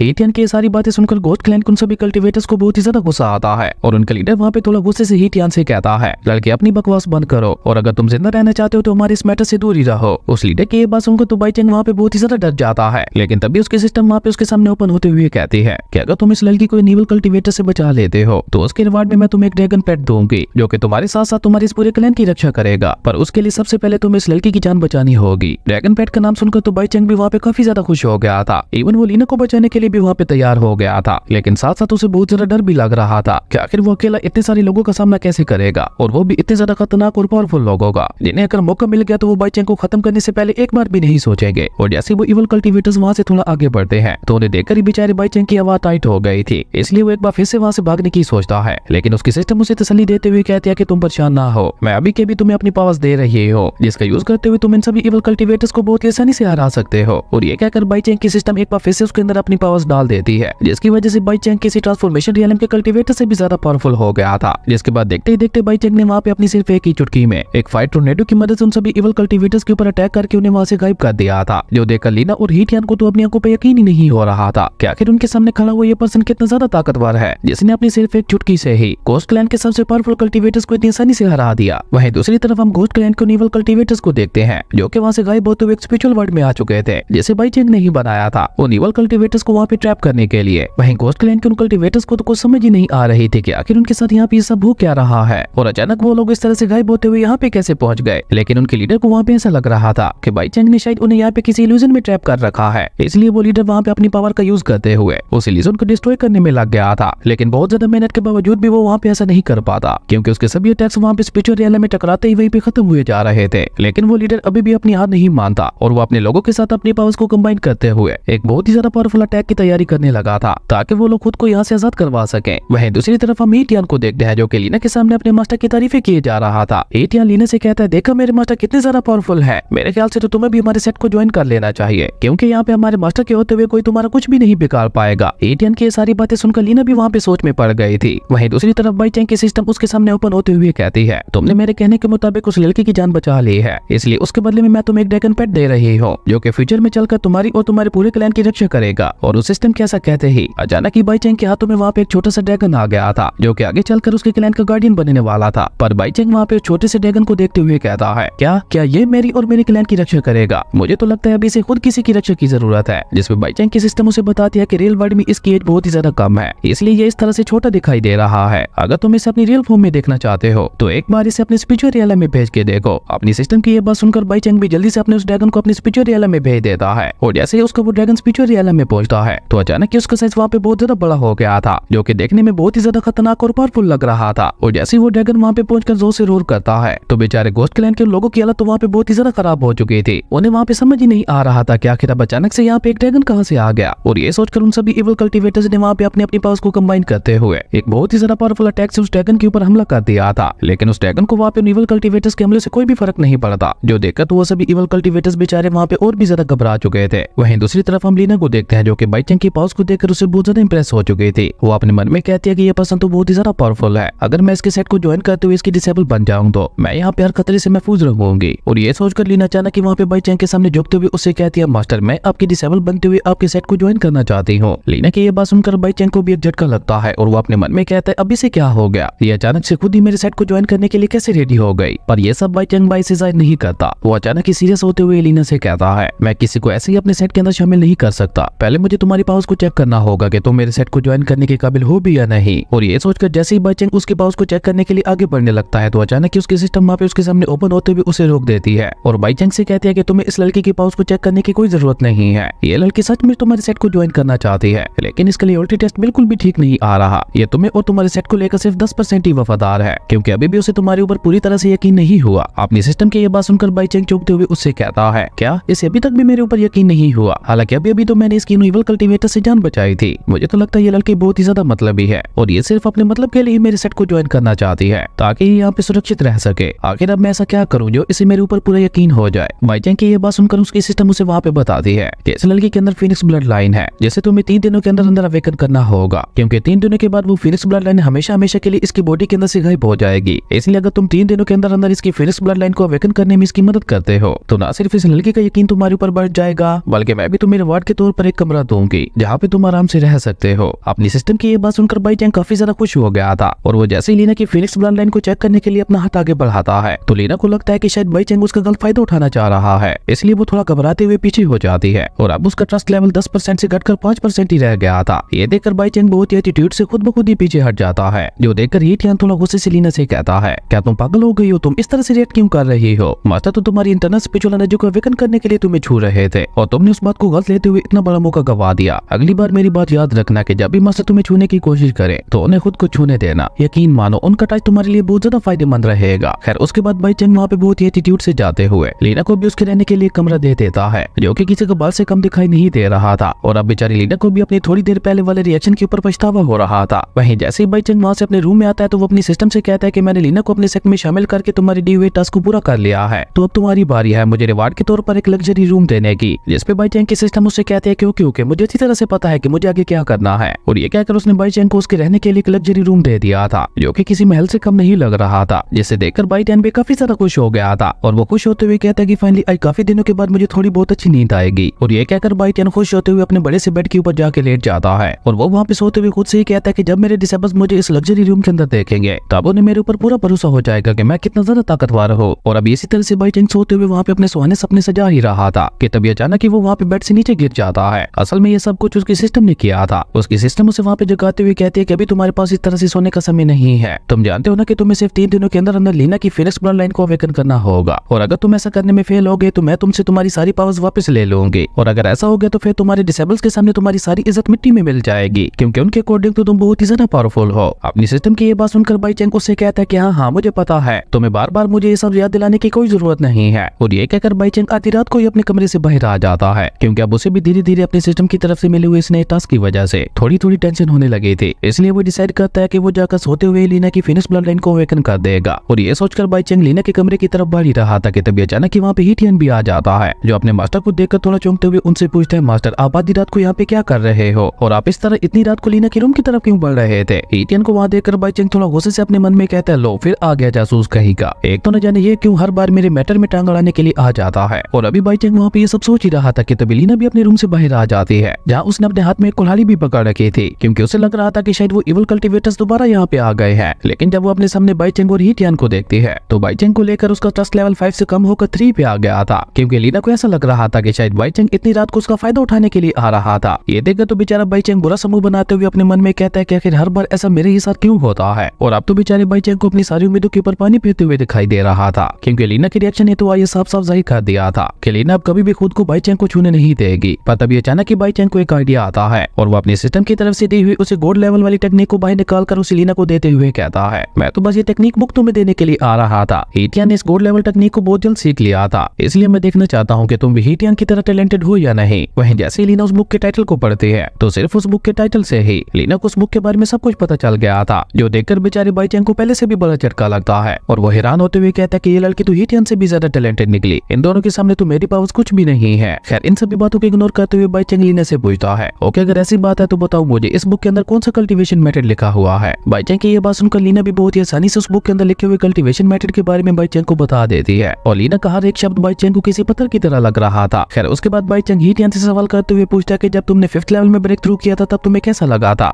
बाई चेंग की ये बात सुनकर हीटियन की बजाय उल्टा लीना वहाँ पे उसका मजाक उड़ाते हुए कहती है, मास्टर आप ये सब क्यों पूछ रहे हैं, क्या आपको नहीं पता कि ब्रेक थ्रू करते वक्त कैसा फील होता है। आपकी बातों से तो मुझे ऐसा लग रहा है कि आपने आज तक कभी ब्रेक थ्रू किया ही नहीं है। लीना की ये बात सुनकर हीटियन उसे वहाँ पे थोड़ा डांटते हुए कहता है, लीना ये तुम कैसी बातें कर रहे हो, क्या तुमने मास्टर के कमाल के पावर्स को नहीं देखा। मास्टर ऐसी छोटी मोटी टेक्निक्स की प्रैक्टिस नहीं करते होंगे, वो किसी सुप्रीम लेवल की टेक्निक की प्रैक्टिस करते होंगे, इसलिए वो मुझसे पूछना चाह रहे हैं कि ब्रेक थ्रू करते हुए मुझे कैसा लगा था। और ये कहकर हीटियन बाई चेंग को अपने 5th लेवल में ब्रेक थ्रू करने के बाद की फीलिंग्स बताते हुए कहता है कि जब मैंने 5th लेवल में ब्रेक थ्रू किया था तब मुझे अपने अंदर इतनी ज्यादा ताकत महसूस हो रही थी कि मुझे ऐसा लग रहा था कि मैं इस वर्ल्ड का सबसे पावरफुल पर्सन हूँ, जो कि इस वर्ल्ड में किसी को भी हरा सकता है। और ये कहकर हीटियन अचानक ही बाई चेंग से कहता है कि मास्टर ये टेक्निक तो हम दोनों सीख चुके हैं, इसलिए अब हम लोग एक शॉर्ट टेक्निक को सीखना चाहते हैं। अपने डिसेबल हीटियन की ये बात सुनकर बाई चेंग थोड़ा गुस्से से अपने मन में कहता है कि अब इसने ये क्या मांग लिया, आखिर इसके लिए अब मैं एक शॉर्ट टेक्निक कहाँ से ले आऊँ। तभी अचानक ही बाई चेंग के सामने उसकी सिस्टम ओपन होते हुए उससे कहती है कि अगर तुम 24 घंटे के अंदर अंदर 60 से ज्यादा पेड़ों को काट देते हो तो मैं तो मेरे वार्ड के तौर पर वो शॉर्ट टेक्निक दे सकती हूँ। और अपने डिसेबल्स के सामने अपनी इज्जत को बचाने के लिए बाई चेंग भी सिस्टम के दिए हुए इस टास्क को पूरा करने के लिए रेडी हो गया था, इसलिए वो लीना से कुल्हाड़ी लेकर सीधा वहाँ से जंगल में आ जाता है। लेकिन पूरी रात मेहनत करने के बावजूद भी बेचारा बाई चेंग एक भी पेड़ नहीं काट पाता, क्योंकि अभी बाई चेंग के अंदर इतनी ताकत भी नहीं थी कि वो एक पेड़ को भी काट सके। तभी उसके दोनों डिसेबल्स भी वहाँ पे आ जाते हैं, जो कि बाई चेंग को इस तरह से पेड़ काटते हुए देखकर काफी ज्यादा हैरान दिखाई दे रहे थे। लेकिन बाई चेंग अपने मास्टर वाले रूप में आते हुए उन दोनों से कहता है, तुम दोनों यहाँ पे बिल्कुल सही समय पे आए हो, हमें अपने सेट को और ज्यादा प्यारा बनाने के लिए इन पेड़ों को काटना होगा, इसलिए तुम दोनों जल्दी से मिलकर इन सामने वाले 60 पेड़ों को काट दो। अपने मास्टर की ये बात सुनकर वो दोनों भी उन पेड़ों को काटने के लिए तैयार हो जाते हैं, जिसके बाद बाई चेंग उन दोनों को वहीं पे छोड़कर अपने खाने के इंतजाम के लिए एक मुर्गे को पकड़ने की कोशिश करने लगा था। पर बहुत ज्यादा मेहनत के बावजूद भी वो वहाँ पे एक मुर्गे को भी नहीं पकड़ पा रहा था। तभी अचानक ही उसके दोनों डिसेबल्स वहाँ पे उसके पास आते हुए कहते हैं, मास्टर हमने आपके बताए हुए पेड़ों को काट दिया है। अपने दोनों डिसेबल्स की ये बात सुनकर बाई चेंग को एक झटका लगता है, कहा वो पूरी रात में एक सिंगल पेड़ भी नहीं काट पाया था, जबकि उसके दोनों डिसेबल्स ने मिलकर सिर्फ कुछ ही देर में 60 से भी ज्यादा पेड़ों को काट दिया। और यही बात बाई चेंग को वहाँ पे हैरान कर रही थी, पर क्योंकि बाई चेंग ने उन पेड़ों को कटवा कर अपना टास्क पूरा कर लिया था तो इसलिए उसे सिस्टम की तरह से वो शॉर्ट टेक्निक मिल जाती है, जिसे बाई चेंग भी खुशी खुशी अपने दोनों डिसेबल्स को दे देता है। उस शॉर्ट टेक्निक को देखकर हीटियन के साथ साथ लीना भी काफी ज्यादा खुश हो गई थी, जिसके बाद वो शॉर्ट टेक्निक के लिए बाई चेंग का शुक्रिया अदा भी करती है। तभी अचानक ही बाई चेंग की सिस्टम उसके सामने ओपन होते हुए उसे बताती है कि लीना का ट्रस्ट लेवल तुम्हारे ऊपर बढ़ते हुए 20% से भी ज्यादा हो गया है। ये देखकर बाई चेंग भी काफी ज्यादा खुश हो जाता है, क्योंकि अब उसे लगने लगा था कि हीटियन की तरह बहुत जल्द लीना भी अपने दिल से उसे अपना मास्टर मान लेगी। और यही सब सोचते हुए अभी बेचारा बाई चेंग वहाँ पे खुश हो ही रहा था कि तभी अचानक ही हीटियन उससे सूट की मांग करने लगता है, जो देखकर बाई चेंग गुस्से से अपने मन में कहता है कि आखिर इस लड़के को प्रॉब्लम क्या है, इसे हर वक्त कुछ न कुछ चाहिए ही होता है, अब आखिर भला मैं इसके लिए सूट कहाँ से लाऊं। लेकिन तभी अचानक ही बाई चेंग को एक आइडिया आता है और वो कोल टून में अपने दोनों डिसेबल से कहता है कि अभी तुम दोनों स्वॉर्डमैनशिप को सीख रहे हो, इसलिए एक रियल स्वॉर्ड का इस्तेमाल करने की बजाय तुम दोनों लकड़ी से बनी हुई सोर्स का यूज करो ताकि तुम दोनों में से किसी को भी चोट ना आए। अपने मास्टर की ये बात सुनकर हीटियन उनसे बहस होते हुए कहता है, मास्टर आप तो वाकई काफी ज्यादा कमाल के हैं। ये बात तो हमारे दिमाग में ही नहीं आई थी कि रियल सोर्ड के साथ प्रैक्टिस करते हुए हमें चोट भी आ सकती है। इसलिए वो दोनों वहाँ पे एक बार फिर से अपने मास्टर का शुक्रिया अदा करते हैं और लीना तो थोड़ा उदास होते हुए बाईचेंग से माफी भी मांगती है, जिसपे बाईचेंग उसे कहता है, नहीं तुम्हें माफी मांगने की कोई जरूरत नहीं है। मैं समझ सकता हूँ कि किसी भी अनजान पर्सन के ऊपर यकीन करना किसी लड़की के लिए कितना ज्यादा मुश्किल होता है, पर अब जब तुम्हें मेरे ऊपर यकीन हो ही गया है तो अब मैं तुम्हारी फीनिक्स ब्लड लाइन को अवेकन कर देता हूँ। और ये कहकर अचानक ही बाईचेंग लीना के कंधे के ऊपर अपना हाथ रखते हुए उसके अंदर अपनी सिस्टम की तरफ से दी हुई पावर डाल देता है। और जैसे ही वो पावर वहाँ पे लीना की बॉडी के अंदर जाती है तो देखते देखते वहाँ पे सिर्फ कुछ ही पल में लीना की सारी ब्लॉक मरीडियंस ओपन हो गई थी। और अब क्योंकि उसकी सारी मरीडियंस ओपन हो चुके थे तो इसलिए देखते देखते वहाँ पे लीना की फीनिक्स ब्लड लाइन भी अवेकन हो जाती है, जिसकी वजह से वहाँ पे लीना से बहुत ही ज्यादा पावरफुल फायर ऑरा निकलने लगा था। इवन हमें वहाँ पे लीना के ऊपर उसकी फीनिक्स मार्शल स्पिरिट भी दिखने लगे थे। पर तभी अचानक लीना उसी लकड़ी की बनी हुई स्वॉर्ड को उठाते हुए अपनी फिनिक्स पावर की मदद से वहाँ जंगल में एक पेड़ के ऊपर बहुत ही ज्यादा पावरफुल हमला कर देती है। और लीना की अटैक इतना ज्यादा पावरफुल था कि वो पेड़ वहीं के वहीं डिस्ट्रॉय हो गया था। ये देखकर हीटियन के साथ साथ बाईचेंग को भी एक झटका लगता है और वो हैरान होते हुए अपने मन में कहता है कि ये मैंने कभी नहीं सोचा था कि ये लड़की इतनी ज्यादा ताकतवर निकलेगी। लेकिन वहीं दूसरी तरफ लीना और हीटियन यही सोच रहे थे कि आखिर हमारे मास्टर कितने ज्यादा ताकतवर है जो उन्होंने सिर्फ एक ही झटके में लीना की सारी ब्लॉक मरीडियंस को ओपन कर दिया। लेकिन जैसे ही उन तीनों की नजर वहाँ पे सामने जाती है तो वो पूरा जंगल आग में जल रहा था, क्योंकि अपने उस अटैक में लीना ने अपनी फिनिक्स पावर का यूज किया था और उसकी फिनिक्स फायर वहाँ पे धीरे धीरे पूरे जंगल में फैल चुके थे। ये सब देखकर बाईचेंग भी परेशान होते हुए कहता है कि अब इस आग का मैं क्या करूँ, इस तरह तो मेरा सारा सेक्ट ही खत्म हो जाएगा। वहीं लीना को वहाँ पे एक बार फिर से बाईचेंग के ऊपर शक होने लगा था। वो अपने मन में कहती है कि मुझे तो अभी भी यही लग रहा है कि इस पर्सन के अंदर कोई भी पावर्स नहीं है, क्योंकि अगर इसके अंदर कुछ पावर्स होती तो अब तक ये अपने सेट को बचाने के लिए कुछ कर चुका होता। और इसी के साथ वहाँ पे एक बार फिर से लीना का बाईचेंग के ऊपर ट्रस्ट लेवल एक बार फिर से घटने लगा था। लेकिन तभी अचानक ही बाईचेंग वहाँ पे अपने सिस्टम की मदद से अपने उसी स्पिरिट ड्रैगन को अपने स्पिरिचुअल रियलम से बाहर ले आता है, जिसके अंदर आइस एलिमेंट की पावर्स थी। और देखते ही देखते वो स्पिरिट ड्रैगन वहाँ पे अपनी आइस पावर का यूज करते हुए वहाँ जंगल में लगी हुई आग को पूरी तरह से बुझा देता है। और अपने सामने वहाँ पे कितने बड़े ड्रैगन को देखकर हीटियन और लीना को तो अपनी आंखों पे यकीन ही नहीं हो रहा था। इवन अब लीना को वहाँ पे बाईचेंग के ऊपर पूरा यकीन हो चुका था कि ये कोई आम पर्सन नहीं है, इसलिए उसका ट्रस्ट लेवल भी 20% से होता हुआ 100% पे पहुंच चुका था। ये देखकर तो बाईचेंग को भी एक झटका लगता है, क्योंकि उसने भी ये कभी नहीं सोचा था कि लीना का ट्रस्ट लेवल उसके ऊपर इतनी जल्दी बढ़ जाएगा। उसके बाद सीन शिफ्ट होता है, हमें रॉयल फैमिली का सीन दिखाया जाता है, जहाँ एम्परर अपने एक मास्टर के पास जाते हुए गुस्से से उसे कहते हैं, मुझे उम्मीद है अब तक तुमने मेरे बेटे को फाउंडेशन बिल्डिंग रियल में ब्रेक थ्रू करवाने के लिए कुछ न कुछ सोच लिया होगा। लेकिन वो मास्टर अचानक ही एम्परर के सामने झुकते हुए उनसे कहता है कि मुझे माफ कर दीजिए, लेकिन अभी तक मैं ऐसा नहीं कर पाया, क्योंकि प्रेस की बॉडी बाकी नॉर्मल लोगों से बहुत ज्यादा अलग है, इसलिए उनकी बॉडी के ऊपर कोई भी नॉर्मल कल्टीवेशन मेथड काम नहीं कर रहा। मुझे लगता है उन्हें फाउंडेशन बिल्डिंग रियल में ब्रेक थ्रू करवाने के लिए किसी बहुत ही ज्यादा हार्ड कल्टीवेशन मेथड का यूज करना होगा। अपने उस मास्टर की ये बात सुनकर एम्परर भी वहाँ पे अपने एक सीक्रेट वेपन को बाहर निकालते हुए किसी ऐसी जगह की तलाश करने लगता है जहाँ उसका बेटा जाकर अपनी आगे की प्रैक्टिस कर सके। और देखते ही देखते उसे वो जगह मिल भी जाती है जो कि घोस्ट सेक्ट था। इसलिए एम्परर जल्दी से अपने बेटे को अपने पास बुलवाकर उसे घोस्ट सेक्ट को ज्वाइन करने के लिए कहता है, जिसपे प्रेसियन यंग मास्टर भी थोड़ा डरते हुए अपने पिता से कहता है, पर फादर घोस्ट सेक्ट तो किसी को भी इतनी जल्दी अपने क्लैन के अंदर शामिल नहीं करता। जिसपे एम्परर गुस्से से अपने बेटे से कहते हैं कि अपनी बकवास बंद करो और मैंने तुम्हें जो करने के लिए कहा है वो करो। आज तक तो तुम कोई एक काम भी ढंग से नहीं कर पाए हो, और अब अगर तुम ये काम करने में भी फेल हो गए तो भूल जाना कि मैं तुम्हारा फादर हूँ। और ये कहते हुए एम्परर गुस्से से वहाँ से चले जाते हैं। उसके बाद दोबारा सीन शिफ्ट होता है, हम बाईचेंग को देखते हैं जो कि एक जगह पे लेटा हुआ मजे से आराम कर रहा था। पर तभी अचानक उसका मजा खराब करने के लिए उसको दोनों रिसेबर्स वहाँ पे उसके पास आ जाते हैं, जो कि अब दोनों इतने ज्यादा पावरफुल हो चुके थे कि उनके सिर्फ और प्रेशर से ही बाईचेंग वहाँ से पीछे की तरफ गिरने लगता है। लेकिन बाईचेंग तो बाईचेंग था, वो बहुत ही स्टाइल से पीछे गिरते हुए लेट जाता है। तभी हीटियन अपने मास्टर बाईचेंग से कहते हैं, मास्टर मैंने इस स्वॉर्ड टेक्निक को भी पूरी तरह से मास्टर कर लिया है और मैं आपको यहाँ पे अपनी स्वॉर्डमैनशिप दिखाना चाहता हूँ। जिसपे बाईचेंग उसे कहता है कि हाँ दिखाओ दिखाओ, मैं भी देखना चाहता हूँ कि आखिर तुमने किस तरह की स्वॉर्डमैनशिप को प्रैक्टिस किया है। अपने मास्टर की ये बात सुनकर हीटियन उस लकड़ी की स्वॉर्ड से ही अपनी स्वॉर्डमैनशिप वहाँ पे बाईचेंग को दिखाने लगा था, जो कि वाकई काफी ज्यादा पावरफुल और खतरनाक दिखाई दे रही थी। और हीटियन की ऐसी कमाल की स्वॉर्डमैनशिप देखकर बाईचेंग हैरान होते हुए अपने मन में कहता है, ऐसा कुछ पहली बार हो रहा होगा कि कोई डिसेबल अपने ही मास्टर से ज्यादा पावरफुल हो चुका है। न जाने इस हीटियन को देखते हुए मुझे हर बार ऐसा फील क्यों होता है कि मैं बहुत ज्यादा यूजलेस हूँ। और अभी बाईचेंग वहाँ पे ये सब सोच ही रहा था कि तभी अचानक उसके सिस्टम वहाँ पे उसके सामने ओपन होते हुए कहती है कि मुझे यहाँ आसपास किसी का ऑरा महसूस हो रहा है और मेरे ख्याल से शायद वो पर्सन भी यहाँ पे तुम्हारे सेट को ज्वाइन कर सकता है। उसके बाद सीन शिफ्ट होता है, हमें घोस्ट क्लैन का सीन दिखाया जाता है, जहाँ अपने पिता की इच्छा पूरी करने के लिए प्रिंस भी वहाँ पे पहुंच चुका था। और वहाँ पहुंचकर प्रिंस घोस्ट किंग को सारी बात बता देता है और आखिर में उनसे ये भी कहता है कि मैं आपके घोस्ट क्लैन को ज्वाइन करना चाहता हूँ। जिसपे वहाँ पे खड़े कैलर प्रिंस से कहता है कि अगर तुम हमारे घोस्ट क्लैन को ज्वाइन करना चाहते हो तो उससे पहले तुम्हें हमारे घोस्ट किंग के सामने झुकते हुए उन्हें ग्रीट करना होगा। जिसपे प्रिंस के साथ वाला सोल्जर गुस्से से उन लोगों से कहता है, तुम लोग पागल हो गए हो जो तुम लोग हमारे प्रिंस को अपने सामने झुकाने की बात कर रहे हो। लेकिन प्रिंस जो कि ऑलरेडी अपने पिता की बातें सुनकर पूरी तरह से अंदर से टूट चुका था। वो अपने सोल्जर को रोकते हुए वहाँ पे घोस्ट किंग के सामने झुकने के लिए तैयार हो गया था, लेकिन प्रिंस वहाँ पे घोस्ट किंग के सामने झुक पाता उससे पहले ही वहाँ पे एक आदमी भागते हुए आकर घोस्ट किंग को आकर बताता है कि हमने अपने जो आदमी उस लड़की को पकड़ने के लिए भेजे थे वो सभी की सभी गायब हो चुके हैं और हमें उनका ऑरा भी महसूस नहीं हो रहा, जिसका मतलब है कि वो सभी की सभी मर चुके हैं। आपने उस आदमी की ये बात सुनकर घोस्ट किंग को वहाँ पे इतना सारा गुस्सा आता है कि उसने वहाँ पे अपने उस आदमी को ही खत्म कर दिया था। और उसके बाद घोस्ट किंग गुस्से से अपने उस सेलर से कहता है कि तुम्हें 3 दिन के अंदर अंदर उस आदमी को ढूंढना होगा जिसने हमारे क्लैन के लोगों को मारा है। अगर तुम उसे ना ढूंढ पाए तो फिर मैं तुम्हें गायब कर दूंगा। और ये कहते हुए घोस्ट किंग अचानक ही गुस्से से वहाँ से टेलीपोर्ट हो जाता है। उसके बाद दोबारा सीन शिफ्ट होता है, हमें बाईचैंग के सेट का सीन दिखाया जाता है जहाँ पे लीना और हीटियन दोनों अपनी अपनी सूट प्रैक्टिस में लगे हुए थे। लेकिन वहाँ पे देखने से ये साफ साफ पता चल रहा था कि लीना सूटमैनशिप में हीटियन से काफी ज्यादा आगे निकल चुकी है, पर अभी वो दोनों वहाँ पे इसी तरह से अपनी प्रैक्टिस कर ही रहे थे कि तभी वहाँ पे घोस्ट क्लैन के कुछ लोग आते हुए उन दोनों को वहाँ पे चारों तरफ से घेर लेते हैं। और लीना को देखकर वो एल्डर खुश होते हुए कहता है कि जल्दी से पकड़ लो इस लड़की को और इसके साथ वाले इस लड़के को खत्म कर दो। पर जैसे घोस्ट क्लैन के वो लोग उन दोनों को पकड़ने के लिए आगे बढ़ते हैं तो वो दोनों ही वहाँ पे अपनी अपनी स्वॉर्डमैनशिप का यूज करते हुए घोस्ट क्लैन के लोगों को वहाँ पे बहुत ही बुरी तरह से मारने लगे थे। और अपने लोगों को वहाँ पे इस तरह से मार खाते हुए देखकर वो एल्डर प्रिंस से कहता है अब तुम्हारी बारी है, जल्दी से इन दोनों को पकड़कर मेरे पास ले आओ। उस एल्डर की ये बात सुनकर मजबूरन प्रिंस को भी उन दोनों के ऊपर हमला करने के लिए आगे बढ़ना पड़ता है। लेकिन हीटियन और लीना तो दोनों अब बहुत ही ज्यादा ताकतवर हो चुके थे, इसलिए वो दोनों मिलकर वहाँ पे प्रिंस के ऊपर भी भारी पड़ने लगे थे, जो देखकर वो एल्डर वहाँ पे बहुत ही चालाकी से अपनी पावर्स को प्रिंस की पावर्स के साथ मर्ज करते हुए उन दोनों के ऊपर वहाँ पे एक बहुत ही ज्यादा पावरफुल अटैक कर देता है, जिसकी वजह से लीना और हीटियन दोनों वहाँ पे गिरते हुए बेहोश हो चुके थे। वहीं दूसरी तरफ हम बाईचैंग को देखते हैं जो कि मजे से अपने रूम में सो रहा था, पर तभी अचानक ही वहाँ पे उसके सामने उसके सिस्टम ओपन होते हुए गुस्से से उससे कहते हैं कि तुम यहाँ पे सो रहे हो, बाहर चल के देखो कि बाहर क्या हो रहा है। अपनी सिस्टम की ये बात सुनकर बाईचैंग भी बुरा सा मुंह बनाते हुए अपने कमरे से बाहर आने लगता है। तो वहीं दूसरी तरफ घोस्ट क्लैन के उन लोगों ने लीना और हीटियन को बंदी बना लिया था और वो एल्डर गुस्से से लीना को धमकी देते हुए कहता है चुपचाप मुझे बता दो कि हमारे घोस्ट क्लैन के लोगों को किसने मारा था। जिस पे लीना उससे कहती है कि तुम्हारी इतनी औकात नहीं है कि तुम उस पर्सन के बारे में जान सको। लीना की ये बात सुनकर घोस्ट क्लैन के उस एल्डर को बहुत ही ज्यादा गुस्सा आता है, इसलिए अचानक ही वो वहाँ पे अपनी एक सोड को बाहर निकाल कर उसे प्रिंस को देते हुए कहता है ये लोग ऐसे नहीं मानेंगे, जल्दी से आगे बढ़ते हुए इन दोनों को खत्म कर दो। पर अभी वो एल्डर वहाँ पे ये सब कह ही रहा था कि तभी हम देखते हैं कि बाईचैंग भी वहाँ पे पहुंच जाता है और कॉल टून में उस एल्डर से कहता है चुपचाप दफा हो जाओ यहाँ से, वरना अगर मुझे गुस्सा आ गया तो तुम्हारा जवाब भी वही होगा जो तुम्हारे बाकी साथियों का हुआ था। बाईचैंग की ये बात सुनकर वो एल्डर वहाँ पे उसका मजाक उड़ाते हुए कहता है ओ तो तुम हो वो, लेकिन तुम्हारे अंदर तो मुझे ऐसी कोई भी खास बात दिखाई नहीं दे रही, पर कोई बात नहीं, आज मैं तुम्हें और तुम्हारे इस क्लैन दोनों को खत्म करते हुए पूरी तरह से मिट्टी में मिला दूंगा। उस एल्डर की ये बात सुनकर भी बाईचैंग वहाँ पे बिल्कुल भी नहीं घबराता और वो अभी भी उसी तरह से अपने एटीट्यूड में वहाँ पे खड़ा था। और बाईचैंग की ये बात उस प्रिंस को वहाँ पे बहुत ही ज्यादा इंप्रेस कर रही थी। तभी वो एल्डर वहाँ पे प्रिंस को वो सोट देते हुए कहता है और टाइम बर्बाद मत करो, जल्दी से इन दोनों को खत्म कर दो। उस एल्डर की ये बात सुनकर प्रिंस भी जल्दी से उस एल्डर से वो सोट लेते हुए उन दोनों के ऊपर अटैक करने की बजाय उन दोनों को वहाँ पे आजाद करवाते हुए वहाँ से बाईचैंग की तरफ भागने लगता है, क्योंकि प्रिंस ने अपने मन ही मन में बाईचैंग को अपना मास्टर मान लिया था। ये देखकर उस एल्डर को वहाँ पे बहुत ही ज्यादा गुस्सा आता है और वो एल्डर गुस्से से अपने लोगों से कहता है कि इन दोनों के साथ साथ इस प्रिंस को भी खत्म कर दो। पर जैसे ही वो एल्डर वहाँ पे अपने लोगों के साथ उनके ऊपर हमला करने के लिए आगे बढ़ता है तो बाईचैंग ने अचानक ही वहाँ पे एक बार फिर से अपनी उसी फॉर्मेशन को एक्टिवेट करते हुए उन सभी लोगों को वहाँ से अपने स्पिरिचुअल एरिया में भेज दिया था। पर अपने स्पिरिट ड्रैगन की मदद से बाईचैंग प्रिंस और अपने दोनों डिसेबल्स को वहाँ पे बाहर बुला लेता है और बाईचैंग के पास उस स्पिरिट ड्रैगन को देखकर तो प्रिंस वहाँ पे और भी ज्यादा हैरान हो गया था। जिसके बाद अचानक ही प्रिंस वहाँ पे बाईचैंग के सामने झुकते हुए बाईचैंग से कहता है मास्टर प्लीज मुझे अपना डिसेबल बनाते हुए मुझे अपने सेक्ट में शामिल कर ले। जो देखकर प्रिंस के साथ वाला सोल्जर उसे वहाँ पे रोकने की कोशिश करता है, लेकिन प्रिंस उसकी कोई भी बात नहीं सुनता। वहीं दूसरी तरफ बाईचैंग भी बिल्कुल मास्टर वाले एटीट्यूड में उसे कहता है तुमने मेरे डिसेबल्स की जान बचाकर ये साबित कर दिया है कि तुम वाकई काफी ज्यादा नेक दिल हो, इसलिए मैं भी तुम्हें अपने सेक्ट में शामिल करने के लिए तैयार हूँ। बाईचैंग के ऐसा कहते ही बाईचैंग की सिस्टम वापस उसके सामने ओपन होते हुए उसे कांग्रेस कहती है एक और डिसेबल को अपने सेक्ट में शामिल करने के लिए। और ऊपर से बाईचैंग की सिस्टम उसे बताती है कि प्रिंस का ट्रस्ट लेवल आपके ऊपर 70% से भी ज्यादा है, लेकिन लीना की तरह तुम्हें इसकी भी ब्रेक थ्रू करने में मदद करनी होगी और अगर तुमने सक्सेसफुली ऐसा कर दिया तो मैं तुम्हें एक बहुत बड़ा रिवार्ड दूंगी। अपनी सिस्टम की ये बात सुनकर बाईचैंग अचानक आगे बढ़ते हुए अपने दोनों हाथ वहाँ पे प्रिंस के कंधों के ऊपर रख देता है और उसी के साथ साथ वहाँ पे प्रिंस के पास को अवेकन करने के लिए उसने अपनी पावर्स भी वहाँ पे प्रिंस के अंदर डाल दी थी। और बाईचैंग की वजह से वहाँ पे प्रिंस की भी ड्रैगन पावर्स अवेकन हो जाती हैं, जिन्हें न जाने वो पिछले कितने सालों में अवेकन करने में लगा हुआ था, लेकिन आज बाईचैंग ने उसकी ड्रैगन पावर्स को एक ही झटके में अवेकन कर दिया। इसलिए प्रिंस दोबारा वहाँ पे बाईचैंग के सामने झुकते हुए उसका शुक्रिया अदा करने लगा था। और प्रिंस के पावर्स को अवेकन करवाने के रिवार्ड में बाईचैंग को अपने सिस्टम की तरफ से रिवार्ड के तौर पर एक ड्रैगन बोन मिलती है, लेकिन वो ड्रैगन बोन उसके किसी भी काम की नहीं थी, क्योंकि ड्रैगन बोन का इस्तेमाल सिर्फ वही कर सकता था जिसके पास ड्रैगन स्पिरिट हो। इसलिए बाईचैंग वहाँ पे बुरा समूह बनाते हुए अपने मन में कहता है कि आखिर हर बार मेरे साथ ही ऐसा क्यों होता है। और ये कहकर बाईचैंग ने अपनी वो ड्रैगन बोन भी वहाँ पे प्रिंस को दे दी थी, जो देखकर तो प्रिंस के साथ साथ लीना और हीटियन को भी अपनी आंखों पे यकीन नहीं हो रहा था, क्योंकि ड्रैगन बोन को एक बहुत ही ज्यादा खास और रेयर ट्रायर माना जाता था। और बाईचैंग ने तो यहाँ पे ऐसे ही वो ड्रैगन बोन प्रिंस को दे दी। यही बात उन तीनों को वहाँ पे हैरान कर रही थी। इवन प्रिंस तो वहाँ पे एक बार फिर से बाईचैंग के सामने झुकते हुए उसका शुक्रिया अदा करने लगा था। और प्रिंस के साथ साथ लीना और हीटियन के दिल में भी बाईचैंग के लिए इज्जत अब वहाँ पे और भी ज्यादा बढ़ चुकी थी। खैर उसके बाद देखते ही देखते प्रिंस ने उस ड्रैगन बोन का यूज करते हुए एक बार फिर से ब्रेक थ्रू कर लिया था। वहीं दूसरी तरफ हम प्रिंस के उसी मास्टर को देखते हैं जो कि अपने उसी सीक्रेट वेपन की मदद से भविष्य देखने की कोशिश कर रहा था। तभी अचानक उस मास्टर को वहाँ पे अपने सामने एक विजन दिखाई देता है जहाँ उसका डिसेबल प्रिंस ड्रैगन एम्परर बन चुका था। और ये देखकर तो उस मास्टर को वहाँ पे अपने को यकीन ही नहीं हो रहा था। उसे वहाँ पे ऐसा लग रहा था कि शायद उसके सीक्रेट वेपन में कुछ गड़बड़ हो गई है। उसके बाद हमें दोबारा बाईचैंग के क्लैन का सीन दिखाया जाता है जहाँ बाईचैंग के सभी डिसेबल्स उसके पास आते हुए उससे पूछते हैं, मास्टर क्या हमारे सेक्टर में कुछ खाने के लिए नहीं है? आपने उन डिसेबल्स की ये बात सुनकर अचानक बाईचैंग को वहाँ पे एक आइडिया आता है और वो जल्दी से अपने डिसेबल्स को अपने स्पिरिचुअल एरिया में भेजकर जल्दी से घोस्ट क्लैन के लोगों का सामान लाने के लिए कहता है, क्योंकि बाईचैंग उनके सामान को बेचकर अपने लिए खाना खरीदने वाला था। खैर उसके बाद बाईचैंग अपने डिसेबल्स के साथ उस सामान को बेचने के लिए पास के एक गाँव की तरफ निकल जाता है, लेकिन वहाँ तक पहुंचने में भी उसे 2 दिन से ज्यादा का समय लग गया था। और जैसे ही बाईचैंग उस गाँव में पहुंचता है तो उसे वहाँ पे यूशिन नाम का एक डिसेबल दिखाई देता है जो कि वहाँ पे जख्मी हालत में बेहोश पड़ा हुआ था। और उस लड़की यूशिन को देखकर अचानक ही बाईचैंग की सिस्टम वहाँ पे उसके सामने ओपन होते हुए कहती है, ये लड़का तुम्हारा डिसेबल बनने के लिए बिल्कुल परफेक्ट है। खैर वहाँ पे सारा सामान बेचने और खाना खरीदने के बाद बाईचैंग अपने डिसेबल्स की मदद से यूशिन को भी अपने क्लैन में ले आता है। इवन बाईचैंग ने अपनी सिस्टम की मदद से उसका इलाज करते हुए उसे वहाँ पे ठीक भी कर दिया था। लेकिन जैसे यूशिन वहाँ पे होश में आता है तो उल्टा वो उन लोगों के ऊपर गुस्सा करते हुए कहता है, क्या कि तुम लोगों ने मेरी जान क्यों बचाई? मैं तो मरना चाहता था। यूशिन की ये बात सुनकर बाईचैंग के डिसेबल्स उससे सवाल करते हुए पूछते हैं, आखिर तुम्हारे ऊपर ऐसी कौन सी मुसीबत आ गई है जो तुम मरना चाहते हो? जिसपे यूशिन उन्हें बताता है कि मेरे पेरेंट्स बचपन में ही मारे गए थे और उसके बाद मेरे अंकल ने ही मुझे पाल पोस कर बड़ा किया। लेकिन जब मेरे अंकल को पता चला कि मेरे पास सुप्रीम बॉडी है और मैं कल्टीवेट करने के लिए किसी सेट को ज्वाइन करना चाहता हूँ तो उन्होंने मेरी सुप्रीम बॉडी को बेकार बनाते हुए मेरी सारी बोन्स को अंदर से पूरी तरह से तोड़ दिया और अपनी सुप्रीम बॉडी के बगैर मैं जीकर क्या करूंगा, इसलिए मैं मरना चाहता हूँ। यूशिन की ये सारी बातें सुनकर बाईचैंग के सभी डिसेबल्स भी वहाँ पे काफी ज्यादा उदास हो गए थे। लेकिन तभी अचानक बाईचैंग उससे कहता है कि अगर तुम मेरे सेट को ज्वाइन कर लेते हो तो न सिर्फ तुम्हारी सारी मुसीबतें खत्म हो जाएंगी बल्कि उसी के साथ साथ मैं तुम्हारी सुप्रीम बॉडी को अवेकन करने में भी तुम्हारी मदद करूंगा। बाईचैंग की ये बात सुनकर यूशिन को भी वहाँ पे एक बहुत बड़ा झटका लगता है, पर उसी के साथ साथ यूशिन वहाँ पे बहुत ज्यादा खुश भी हो गया था। वो अचानक ही वहाँ पे बाईचैंग के पैरों में गिरते हुए कहता है कि अगर आपने मेरी सुप्रीम बॉडी को ठीक कर दिया तो आप जो कहेंगे वो मैं करने के लिए तैयार हूँ। यूशिन की ये बात सुनकर तो बाईचैंग भी वहाँ पे खुश हो जाता है क्योंकि उसे यूशिन के रूप में एक और नया डिसेबल मिलने वाला था। उसके बाद बाईचैंग वहाँ पे उसकी सुप्रीम बॉडी को अवेकन करने के लिए उसके दोनों कंधों के ऊपर हाथ रखते हुए अपनी पावर उसके अंदर डाल देता है। और जैसे ही बाईचैंग की पावर वहाँ पे यूशिन की बॉडी के अंदर जाती है तो हम देखते हैं कि अचानक ही वहाँ पे यूशिन की बॉडी से बहुत ही ज्यादा पावरफुल ऑरा निकलने लगा था। और न सिर्फ वहाँ पे यूशिन की सुप्रीम बॉडी अवेकन हो गई थी बल्कि उसी के साथ साथ उसने वहाँ पे अपना ब्रेक थ्रू भी कर लिया था। और यूशिन को वहाँ पे ठीक होते हुए देखकर उसके सभी साथी डिसेबल्स भी वहाँ पे उसके लिए काफी ज्यादा खुश दिखाई दे रहे थे। तो वहीं यूशिन वहाँ पे बाईचैंग के सामने झुकते हुए उसका शुक्रिया अदा करने लगा था, जिसके बाद बाईचैंग अपने बाकी सभी डिसेबल्स को यूशिन को अपना सेट दिखाने के लिए कहता है। और हीटियन अभी यूशिन को अपना सेट दिखा ही रहा था कि तभी अचानक यूशिन की नजर वहाँ पे पास में ही बने हुए एक तालाब के ऊपर पड़ती है, जिसे देखकर यूशिन वहाँ पे इतना ज्यादा एक्साइटेड हो गया था कि वो हीटियन के मना करने के बावजूद भी उस तालाब के अंदर नहाने के लिए चला जाता है। लेकिन वो तालाब तो असल में बाईचैंग के स्पिरिचुअल रियलम में जाने का रास्ता था, इसलिए यूशिन भी वहाँ से होता वो सीधा बाईचैंग के स्पिरिचुअल रियलम में आ गया था। और वहाँ पे अपने सामने उस स्पिरिट ड्रैगन को देखकर तो उसकी हालत वहाँ पे और भी ज्यादा खराब हो गई थी और ऊपर से वो स्पिरिट ड्रैगन उसे वहाँ देखकर जोर जोर से रोर भी करने लगा था। तो वहीं दूसरी तरफ हम बाईचैंग को देखते हैं जो कि एक और डिसेबल आ जाने की वजह से काफी ज्यादा खुश दिखाई दे रहा था कि तभी उसे उसकी सिस्टम बताती है कि तुम्हारे आने वाले नए डिसेबल को तुम्हारे स्पिरिचुअल रियलम वाले स्पिरिट ड्रैगन ने खा लिया है और अगर तुमने जल्दी अपने स्पिरिचुअल रियलम में जाकर अपने डिसेबल को ना बचाया तो हो सकता है तुम्हारा स्पिरिट ड्रैगन उसे खत्म कर दे। अपनी सिस्टम की ये बात सुनकर बाईचैंग वहीं से चलाते हुए अपने स्पिरिट ड्रैगन से गुस्से से कहता है, बेवकूफ कहेंगे, जल्दी से मेरे डिसेबल को बाहर निकालो। लेकिन वहीं दूसरी तरफ हम यूशिन को देखते हैं जो कि खुद ही अपनी सुप्रीम बॉडी का यूज करते हुए उस ड्रैगन के साथ साथ बाईचैंग के स्पिरिचुअल रियलम से भी बाहर आ गया था। और यूशिन की ऐसी कमाल के पावर्स को देखकर हीटियन उससे इंप्रेस होते हुए कहता है कि इसकी ये सुप्रीम बॉडी तो वाकई काफी ज्यादा कमाल की है, काश मेरे पास भी ऐसी सुप्रीम बॉडी होती। वहीं यूशिन की पावर्स को अवेकन करने और उसे अपने सेट में शामिल करने के रिवार्ड में बाईचैंग की सिस्टम उसे कल्टीवेशन रूम देती है जहाँ वो अपने साथ साथ अपने डिसेबल्स की भी कल्टीवेशन प्रैक्टिस करवा सकता था। ये देखकर बाईचैंग खुश होते हुए अपने सभी डिसेबल्स को जल्दी से उसी कल्टीवेशन रूम के अंदर भेज देता है प्रैक्टिस करने के लिए। लेकिन वो यूशिन को वहीं पे रोकते हुए कहता है कि तुम्हें उस कल्टीवेशन रूम के अंदर प्रैक्टिस करने से पहले इन दोनों टेक्निक्स को अच्छी तरह से मास्टर करना होगा ताकि तुम भी अपने बाकी सभी साथी डिसेबल्स के साथ आ जाओ। और ये कहकर बाईचैंग उसे वही दोनों टेक्निक बुक्स दे देता है। और ये सब करने के बाद बाईचैंग अपने उसी तालाब के पास आ जाता है जहाँ उसे कल्टीवेशन रूम के अंदर जो जो हो रहा था उसे उस तालाब में एक पोर्टल के जरिए सब कुछ दिखाई दे रहा था, जहाँ कल्टीवेशन रूम के अंदर उसके सभी डिसेबल्स का सामना अपने अपने डर से हो रहा था, जिस वजह से देखते ही देखते उन सभी की हालत थोड़ी ही देर में वहाँ पे बहुत ज्यादा खराब हो जाती है। और बाईचैंग की सिस्टम उसके सामने ओपन होते हुए उसे बताती है कि अपने अपने दुश्मन का सामना करते हुए तुम्हारे सभी डिसेबल्स की हालत काफी ज्यादा खराब हो चुकी है, इसलिए जल्दी से उन सभी को अपने कल्टीवेशन रूम से बाहर बुला लो। अपनी सिस्टम की ये बात सुनकर बाईचैंग वहाँ पे बिल्कुल ऐसा ही करता है। उसने जल्दी से अपने सभी डिसेबल्स को उस कल्टीवेशन रूम से बाहर निकालते हुए उस कल्टीवेशन रूम को वहाँ पे बंद कर दिया था। और वहाँ पे वाकई उसके सभी डिसेबल्स की हालत काफी ज्यादा खराब दिखाई दे रही थी। लेकिन उसके सभी डिसेबल्स को ऐसा लग रहा रहा था कि शायद उन सभी ने अपने मास्टर को नाराज कर दिया है, इसलिए वो बाईचेंग से कहते हैं मास्टर प्लीज हमें एक और मौका दीजिए, इस बार हम लोग इस कल्टीवेशन रूम के अंदर जाकर अपने डर से लड़ते हुए उसे वहाँ पे हरा देंगे। जिसपे बाईचेंग उन सभी को वहाँ पे तसल्ली देते हुए कहता है कि ओके ओके, लेकिन उससे पहले मेरे ख्याल से तुम लोगों को यहाँ पे कुछ खा लेना चाहिए। उसके बाद सीन चेंज होता है और हम उन सभी को वहाँ पे खाना खाते हुए देखते हैं, जहाँ बाईचेंग अपने सभी डिसेबल से कहता है कि अगर तुम लोग उस कल्टीवेशन रूम के अंदर सर्वाइव करना चाहते हो तो उससे पहले तुम सभी को अपने अंदर के डर पे काबू पाना होगा। अपने डर को काबू किए बगैर तुम लोग कभी भी उस कल्टीवेशन रूम के अंदर प्रैक्टिस नहीं कर पाओगे। अपने मास्टर बाईचेंग की ये सारी बातें सुनकर उसके सभी डिसेबल्स वहाँ पे काफी ज्यादा मोटिवेट हो गए थे और अब वो सभी अपने अपने डर से लड़ने के लिए काफी ज्यादा पुरजोश भी दिखाई दे रहे थे। उसके बाद देखते ही देखते बाईचेंग के वो तीनों डिसेबल्स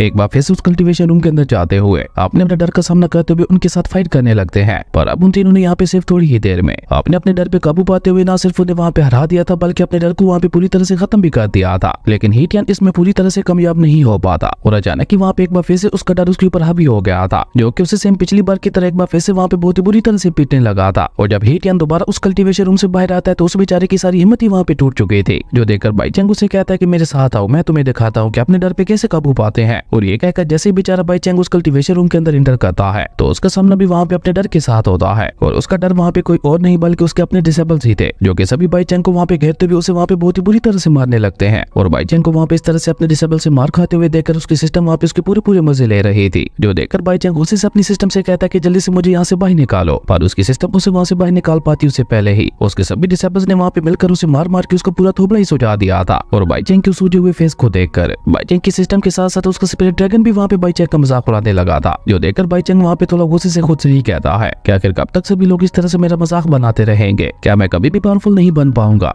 यहाँ पे बाईचेंग को वाकई काफी ज्यादा बुरा लगा था, क्योंकि इल्यूजन में ही सही पर आज उसने अपने डिसेबल से मार खाई थी और ये बात बाईचेंग को बहुत ज्यादा हर्ट कर रही थी। वहीं दूसरी तरफ हम हीटियन को देखते हैं जिसे अभी भी अपने डर से लड़ने में बहुत ज्यादा परेशानी हो रही थी। और हीटियन का डर कोई और नहीं बल्कि चेंग हाओ और उसकी अपनी फियांसी ही थी। वो दोनों लगातार वहाँ पे उसका मजाक उड़ाते हुए उसे वहाँ पे बहुत ही बुरी तरह से मारे जा रहे थे और साथ साथ उसे वहाँ पे ये भी कह रहे थे कि तुम्हारे जैसा कचरा हमेशा कचरा ही रहेगा। उन दोनों की कड़ी हुई बातें सुनकर हीटियन को वहाँ पे अपने मास्टर की याद आती है कि कैसे उसके मास्टर उसकी मदद करते हुए उसे अपने क्लैन में ले आए थे और आज वो जो कुछ भी है सिर्फ और सिर्फ अपने मास्टर की वजह से ही है। और ये सब याद करके हीटियन गुस्से से खुद से ही कहता है नहीं, मैं ऐसे यहाँ पे अपनी हार नहीं मान सकता, ऐसे तो मेरे मास्टर की मेरे ऊपर की हुई सारी मेहनत बेकार चली जाएगी। आज मैं इन दोनों को दिखा दूंगा कि मैं वो पहले वाला कचरा नहीं रहा बल्कि मैं बहुत ही ज्यादा ताकतवर बन चुका हूँ। और उसके बाद देखते ही देखते हीटियन ने अपने डर पे काबू पाते हुए अपने डर को हराते हुए उसे वहाँ पे पूरी तरह से खत्म कर दिया था। और जैसे हीटियन वहाँ पे उस कल्टीवेशन रूम से बाहर आता है तो बाईचेंग उसे याद दिलाते हुए कहता है कि 1 महीना पूरा होने में बस अब 3 दिन ही बचे हैं। तुम्हें याद है ना कि हम दोनों ने चेंग हाओ के चलने को एक्सेप्ट किया था, जैसे तुम्हें पूरे 1 महीने के बाद फाइट में हराना था। जिसपे हीटियन भी परजोश होते हुए कहता है कि हाँ मास्टर, मुझे सब कुछ याद है और मैं उस चेंग हाओ के साथ फाइट करने के लिए पूरी तरह से रेडी हूँ। वहीं दूसरी तरफ हमें इवल ब्लड सेट का सीन दिखाया जाता है, जहाँ चेंग हाओ भी उस कंपटीशन के लिए पूरी तरह से तैयार दिखाई दे रहा था। पर अब ये फाइट सिर्फ चेंग हाओ की नहीं रही थी बल्कि अब ये पूरे इवल ब्लड सेट की इज्जत का सवाल था। इसलिए इवल ब्लड सेट के एक मास्टर चेंग हाओ को एक डिमोनिक पिल देते हुए कहता है कि अगर तुम फाइट के दौरान हारने लगो तो इस पिल का यूज कर लेना, ये पिल तुम्हारी फाइट में काफी ज्यादा मदद करेगी। अपने मास्टर की ये बात सुनकर चेंग हाओ ने भी वहाँ पे खुशी खुशी उस डिमोनिक पिल को ले लिया था। हालांकि वो अपने मन में सोचते हुए कह रहा था कि उस कचरे हीटियन को हराने के लिए इस पिल का तो क्या मुझे अपनी आधी पावर का भी यूज नहीं करना पड़ेगा। और यही सब सोचकर चेंग हाओ वहाँ पे अपने मास्टर का शुक्रिया अदा करके वहाँ से चला जाता है, जो देखकर वहाँ पे खड़े कैल्डर उस मास्टर के पास आते हुए कहते हैं मास्टर, आखिर आपने ऐसा क्यों किया? आप जानते हैं ना कि वो डिमोनिक पिल कितनी ज्यादा खतरनाक है, कहीं उस डिमोनिक पिल को कंज्यूम करते हुए चेंग हाओ की जान ही ना चली जाए। जिसपे वो मास्टर वहाँ पे सीरियस होते हुए कहता है कि इस फाइट को जीतना अब हमारे सेट की इज्जत का सवाल है और मैं अपने सेट की इज्जत बचाने के लिए चेंग हाओ जैसे 10 डिसेबल्स को भी कुर्बान कर सकता हूँ। उसके बाद सीन चेंज होता है और आज फाइनली वही दिन आ गया था जब इवल ब्लड सेक्ट में हीटियन और चेंग हाओ के दरमियान फाइट होने वाली थी। और ऊपर से बाईचेंग की सिस्टम उसे वहाँ पे बताती है कि तुम्हें वहाँ पे कोई डिसेबल भी मिलने वाला है जिसे तुम्हें अपने सेक्ट में शामिल करना होगा, पर अगर तुम इस टास्क में फेल हो गए तो मैं तुम्हारे सर के सारे बाल उड़ाते हुए तुम्हें टकला बना दूंगी। अपनी सिस्टम की ये बात सुनकर तो बेचारा बाईचेंग भी काफी ज्यादा घबरा गया था। लेकिन अब मेरा सवाल ये था कि वो लोग इवल ब्लड सेक्ट में जाएं कैसे, क्योंकि अगर वो लोग पैदल वहाँ के लिए निकले तो उन्हें वहाँ जाते जाते 5 दिन से भी ज्यादा का समय लग जाएगा और अगर ऐसा हुआ तो ऑटोमेटिक ये कंपटीशन हार जाएंगे, क्योंकि वो कंपटीशन तो आज ही होने वाला था। बाईचेंग इस बारे में अपनी सिस्टम से भी मदद मांगने की कोशिश करता है, लेकिन अब उसके पास इतने पॉइंट नहीं बचे थे कि उसकी सिस्टम उसकी कुछ मदद कर सके। और अभी यही सब सोचते हुए बाईचेंग और उसके डिसेबल्स वहाँ पे परेशान हो ही रहे थे कि तभी अचानक कि वो प्रिंस वहाँ पे सभी को तसल्ली देते हुए कहता है कि तुम लोग फिक्र मत करो और अपने मास्टर के ऊपर भरोसा रखो, हमारे मास्टर वहाँ जाने का कोई ना कोई रास्ता ढूंढ ही लेंगे। और इसी तरह वो प्रिंस वहाँ पे अपने मास्टर की तारीफों के पुल बांधने लगा था, जिसकी वजह से बाईचेंग को वहाँ पे अपने सिस्टम की तरफ से एक रिवार्ड मिलता है जिसमें वो एक बार फिर से टेलीपोर्टेशन एरे का यूज कर सकता था। ये देखकर तो बाईचेंग वहाँ पे बहुत ही ज्यादा खुश हो गया था और उसके बाद बाईचेंग वहाँ पे और ज्यादा देर न करते हुए जल्दी से अपने सभी डिसेबल्स को लेकर वहाँ से टेलीपोर्ट होता हुआ इवल ब्लड सेक्ट में पहुंच गया था। और इस तरह से बाईचेंग और उसके डिसेबल्स को वहाँ पे टेलीपोर्ट होते हुए देखकर इवल ब्लड सेक्ट के मास्टर को भी एक झटका लगता है। वो मास्टर हैरान होते हुए अपने मन में कहता है कि आखिर ये पर्सन कौन से लेवल पे है जो ये अपने आने जाने के लिए इस तरह से टेलीपोर्टेशन एरे का यूज कर रहा है। और ये सोचकर वो मास्टर वहाँ पे बाईचैंग की पावर्स को चेक करने की कोशिश करता है, लेकिन बहुत ज्यादा कोशिश के बावजूद भी उसे वहाँ पे बाईचैंग का पावर लेवल दिखाई नहीं देता, जिसकी वजह से तो अब उसे बाईचैंग और भी ज्यादा पावरफुल लगने लगा था। और सबसे बड़ा झटका तो उन लोगों को वहाँ पे हीटियन को देखकर लगता है, क्योंकि हीटियन भी पहले जैसे कमजोर नहीं रहा, बल्कि हीटियन भी उन लोगों को पहले से काफी ज्यादा ताकतवर दिखाई दे रहा था। लेकिन चेंग हाओ को तो अभी भी वहाँ पे यही लग रहा था कि इस कचरे को तो मैं किसी चींटी की तरह मसलते हुए बहुत ही आसानी से हरा सकता हूँ। और ये सोचकर चेंग हाओ अचानक ही वहाँ पे अपनी डिमोनिक सोर्ड को बाहर निकालते हुए हीटियन के ऊपर हमला कर देता है। लेकिन हीटियन भी वहाँ पे अपनी उसी लकड़ी वाली सोर्ड का यूज करते हुए न सिर्फ वहाँ पे चेंग हाओ के सभी हमलों को रोक रहा था, बल्कि उसे बराबरी की टक्कर भी दे रहा था। और तभी अचानक ही हीटियन वहाँ पे चेंग हाओ के ऊपर अटैक करते हुए उसे बैटल अरीना में पीछे की तरफ फेंक देता है, जिसकी वजह से वहाँ पे चेंग हाओ की हालत काफी ज्यादा खराब दिखाई दे रही थी। और तभी वो मास्टर इशारे से वहाँ पे चेंग हाओ को वही डिमोनिक पिल खाने के लिए कहता है। अपने मास्टर का इशारा देखकर चेंग हाओ ने भी वहाँ पे और ज्यादा देर न करते हुए जल्दी से उस डिमोनिक पिल को वहाँ पे खा लिया था। और उस पिल को खाने की वजह से चेंग हाओ की बॉडी से बहुत ही ज्यादा पावरफुल ऑरा निकलने लगा था, जो देखकर तो बेचारा हीटियन वहाँ पे काफी ज्यादा घबराया हुआ दिखाई दे रहा था। लेकिन बाईचैंग उसे वहाँ पे तसल्ली देते हुए कहता है कि तुम घबराओ मत, तुम बस उसी टेक्निक का यूज करो जो मैंने तुम्हें सिखाई थी। अपने मास्टर की ये बात सुनकर हीटियन भी बिल्कुल वहाँ पे ऐसा ही करता है, और उसने वहाँ पे अपनी उस टेक्निक की मदद से चेंग हाओ के ऊपर एक बहुत ही ज्यादा पावरफुल हमला करते हुए उसे वहाँ पे हरा दिया था। और चेंग हाओ को हराने की वजह से हीटियन वहाँ पे काफी ज्यादा खुश दिखाई दे रहा था, क्योंकि आज उसने फाइनली अपनी बेइज्जती का बदला ले लिया था। पर अभी हीटियन वहाँ पे अपनी खुशी मना ही रहा था कि तभी अचानक ही ब्लड इवल सेट का वही मास्टर हीटियन के ऊपर हमला करने के लिए आगे बढ़ता है, क्योंकि उसे अपनी क्लैन की बेइज्जती बर्दाश्त ही नहीं हो रही थी। लेकिन वो हीटियन तक पहुंच पाता उससे पहले ही बाईचैंग अपनी सिस्टम की पावर्स की मदद से उस मास्टर के ऊपर अटैक करते हुए उसे वहाँ पे काफी बुरी तरह से घायल कर देता है। और बाईचैंग वहाँ पे उस मास्टर की जान ले पाता उससे पहले ही ब्लड इवल सेट का वो एल्डर भागते हुए आकर बाईचैंग के कदमों में गिर जाता है, और वो बाईचैंग से अपने मास्टर को छोड़ने की भीख मांगने लगा था, जो देखकर बाईचैंग भी वहाँ पे कुछ सोचते हुए उस मास्टर को छोड़ देता है। पर तभी अचानक ही हम देखते हैं कि बाईचैंग की सिस्टम उसके सामने ओपन होते हुए कहते हैं कि तुम्हें अगले 1.5 घंटे के अंदर अंदर उस डिसेबल को अपने सेट के अंदर शामिल करना होगा, वरना तुम टकले हो जाओगे। और तभी वहाँ पे हीटियन की उसी फियांसे की एंट्री होती है, जो कि हीटियन से माफी मांगते हुए उसे अपने साथ ले जाने की रिक्वेस्ट करने लगी थी, क्योंकि उसके अकॉर्डिंग चेंग हाओ ने पिछले 1 महीने में उसका जीना ही आराम कर दिया है। पर हीटियन बहुत ही एटीट्यूड से उसे कहते नहीं, अब तुम वो मौका गवा चुकी हो, अब तुम्हारे और मेरे रास्ते बिल्कुल अलग अलग है। और ये कहते हुए हीटियन अपने मास्टर के साथ वहाँ से निकल गया था। उसके बाद हमें वहाँ पे थोड़ी देर बाद का सीन दिखाया जाता है, जहाँ 1.5 घंटा पूरा होने में सिर्फ 8 मिनट ही बचे थे, जिसकी वजह से बाईचैंग की परेशानी भी वहाँ पे धीरे धीरे और भी ज्यादा बढ़ती जा रही थी। पर तभी अचानक ही वहाँ पे डिमोनिक क्लैन के कुछ कल्टीवेटर्स की एंट्री होती है, जो कि वहाँ पे किसी कल्टीवेटर का पीछा करते हुए उसे वहाँ पे ढूंढ रहे थे। पर तभी अचानक ही वहाँ पे जुआन नाम के एक डिसेबल की एंट्री होती है, जो कि वहाँ पे बहुत ही बहादुरी से उन सभी डिमोनिक कल्टीवेटर्स के सामने आते हुए कहता है, तुम लोगों को मुझे यहाँ पे ढूंढने की कोई जरूरत नहीं है, देखो मैं खुद ही तुम्हारे सामने आ गया हूँ। उस लड़के जुआन को देखकर वहाँ पे बाईचैंग की सिस्टम उसे वहाँ पे बताती है कि ये वही लड़का है जिसे तुम्हें अपना डिसेबल बनाते हुए अपने सेक्ट में शामिल करना है, जो देखकर तो बाईचैंग वहाँ पे बहुत ही ज्यादा खुश हो गया था। और तब तक वहाँ पे जुआन और उन डिमोनिक कल्टीवेटर्स के दरमियान बहुत ही खतरनाक लेवल की फाइट छिड़ चुकी थी। पर हम देखते हैं कि जुआन काफी ज्यादा पावरफुल था, उसने देखते ही देखते वहाँ पे सिर्फ कुछ ही देर में उन सभी डिमोनिक कल्टीवेटर्स को मार मार के उनकी हालत ही खराब कर दी थी। और असल में ये डिमोनिक क्लैन के कल्टीवेटर्स जुआन की फैमिली से उनकी सीक्रेट टेक्निक चुरा कर भाग रहे थे। और जैसे जुआन वहाँ पे इन सभी को खत्म करने के लिए आगे बढ़ता है, तो तभी अचानक ही वहाँ पे डिमोनिक क्लैन के मास्टर ने अपनी पावर का यूज करते हुए जुआन को वहाँ पे अपने इल्यूजन में ट्रैप कर दिया था। और डिमोनिक क्लैन का वो मास्टर वहाँ पे जुआन की जान ले पाता उससे पहले ही बाईचैंग बीच में आते हुए उसे कहता है, चुपचाप पीछे हट जाओ, अगर तुमने उसे हाथ लगाने की भी गलती की तो तुम्हें से यहाँ पे कोई भी जिंदा नहीं बचेगा। लेकिन वो सभी डिमोनिक कल्टीवेटर वहाँ पे बाईचैंग को इग्नोर करते हुए उसका मजाक उड़ाने लगते हैं, जो देखकर बाईचैंग वहाँ पे एक बार फिर से अपनी सिस्टम की मदद से उन सभी डिमोनिक कल्टीवेटर के ऊपर अपनी पावर से प्रेशर डालने लगता है, जो कि इतना ज्यादा स्ट्रॉन्ग था कि वो सभी के सभी डिमोनिक कल्टीवेटर्स वहाँ पे सही से खड़े भी नहीं हो पा रहे थे।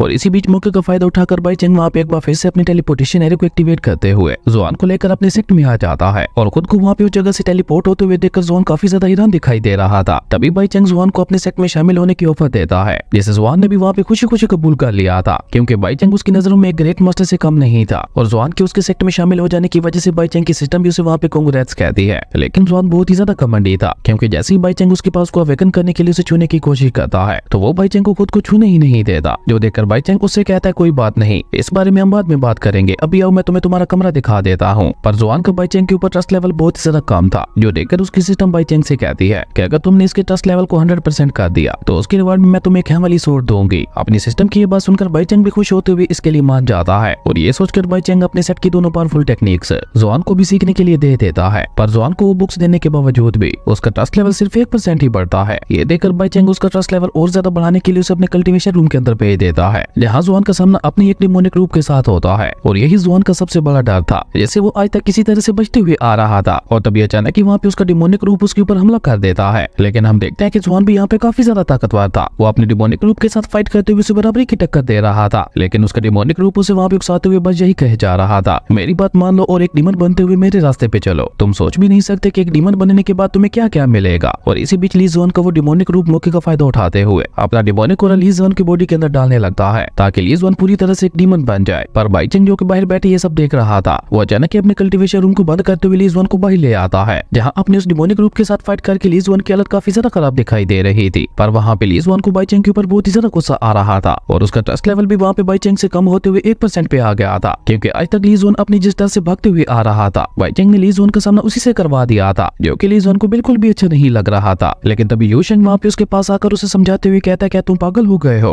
मास्टर तो तुम्हें यहाँ पे ट्रेन करने की कोशिश कर रहे थे ताकि फ्यूचर में कोई तुम्हारे डर का गलत फायदा ना उठा ले। और यू शेंग की बातों का यहाँ पे ली ज़ुआन के ऊपर काफी ज्यादा अच्छा असर हो रहा था, क्योंकि अब उसका ट्रस्ट लेवल 1% से बढ़ते हुए डायरेक्ट 15 पे आ गया था। वही ली ज़ुआन को समझाने के बाद यू शेंग खुद भी अपनी प्रैक्टिस के लिए उस कल्टीवेशन रूम के अंदर आ जाता है, जहाँ उसका सामना अपने अंकल के साथ हो रहा था, जहाँ यू शेंग का अंकल इमोशनली तौर पे उसके ऊपर अत्याचार करते हुए उसकी सुप्रीम बॉडी की हर एक बूंद को तोड़ता जा रहा था। लेकिन अब यू शेंग भी पहले से काफी ज्यादा ताकतवर हो चुका था और वो अचानक ही वहाँ पे अपने डर पे काबू पाते हुए अपनी सुप्रीम बॉडी की पावर्स का यूज करके अपने अंकल को वहाँ पे एक झटके में हरा देता है। और ली ज़ुआन जो कि बाहर बैठा हुआ बाई चेंग के साथ ये सब देख रहा था, उसे भी अब कल्टीवेशन रूम का सारा मजरा समझ आ गया था, जिसकी वजह से उसका ट्रस्ट लेवल भी वहाँ पे बाई चेंग के ऊपर और भी ज्यादा बढ़ जाता है, जो कि अब डायरेक्ट वहाँ पे 50% पे पहुंच चुका था, जिसकी वजह से बाई चेंग भी वहाँ पे अपने मन ही मन में बहुत ज्यादा खुश हो रहा था। लेकिन तभी ली ज़ुआन बाई चेंग को वहाँ पे उसकी पावर को भी अवेकन करने के लिए कहता है, जिसपे बाई चेंग उसे कहता है कि अभी तुम्हारी फिजिकल बॉडी इस काबिल नहीं है कि मैं तुम्हारी पावर को अवेकन कर सकूं, इससे तुम्हारी मेडिटेंस भी डैमेज हो सकती है। बाई चेंग की ये बात सुनकर ली ज़ुआन को वहाँ पे इतना ज्यादा गुस्सा आता है कि अचानक ही उसका ट्रस्ट लेवल वहाँ पे 50 से गिरते हुए डायरेक्ट 1% पे आ गया था। ये देखकर बाई चेंग गुस्से से उसे किक मारते हुए अपने स्पिरिचुअल रियलम के अंदर भेज देता है, जो देखकर बाई चेंग की सिस्टम वहाँ पे उसके सामने ओपन होते हुए उससे कहती है कि तुम्हारे पास सिर्फ 3 घंटे हैं और तुम्हें इन 3 घंटों के अंदर अंदर ली ज़ुआन के ट्रस्ट लेवल को 90% से ऊपर ले जाना होगा। जिसपे बाई चेंग भी गुस्से से अपनी सिस्टम से कहता है कि तुम्हें जो करना है करो, लेकिन मुझे ऐसा घमंडी डिसेबल नहीं चाहिए। लेकिन बाई चेंग की सिस्टम उसे वहाँ पे बताती है कि अभी ली ज़ुआन को तुम्हारे ऊपर ट्रस्ट लेवल 1% पे है और अगर ये ट्रस्ट लेवल 1% से भी कम हो गया तो ली ज़ुआन पूरी तरह से डीमन में ट्रांसफॉर्म हो जाएगा, जिसके जिम्मेदार सिर्फ और सिर्फ तुम होगे। अपनी सिस्टम की ये बात सुनकर तो बाई चेंग को भी वहाँ पे एक झटका लगता है। वहीं दूसरी तरफ स्पिरिचुअल रियलम के अंदर ली ज़ुआन की डिमोनिक फॉर्म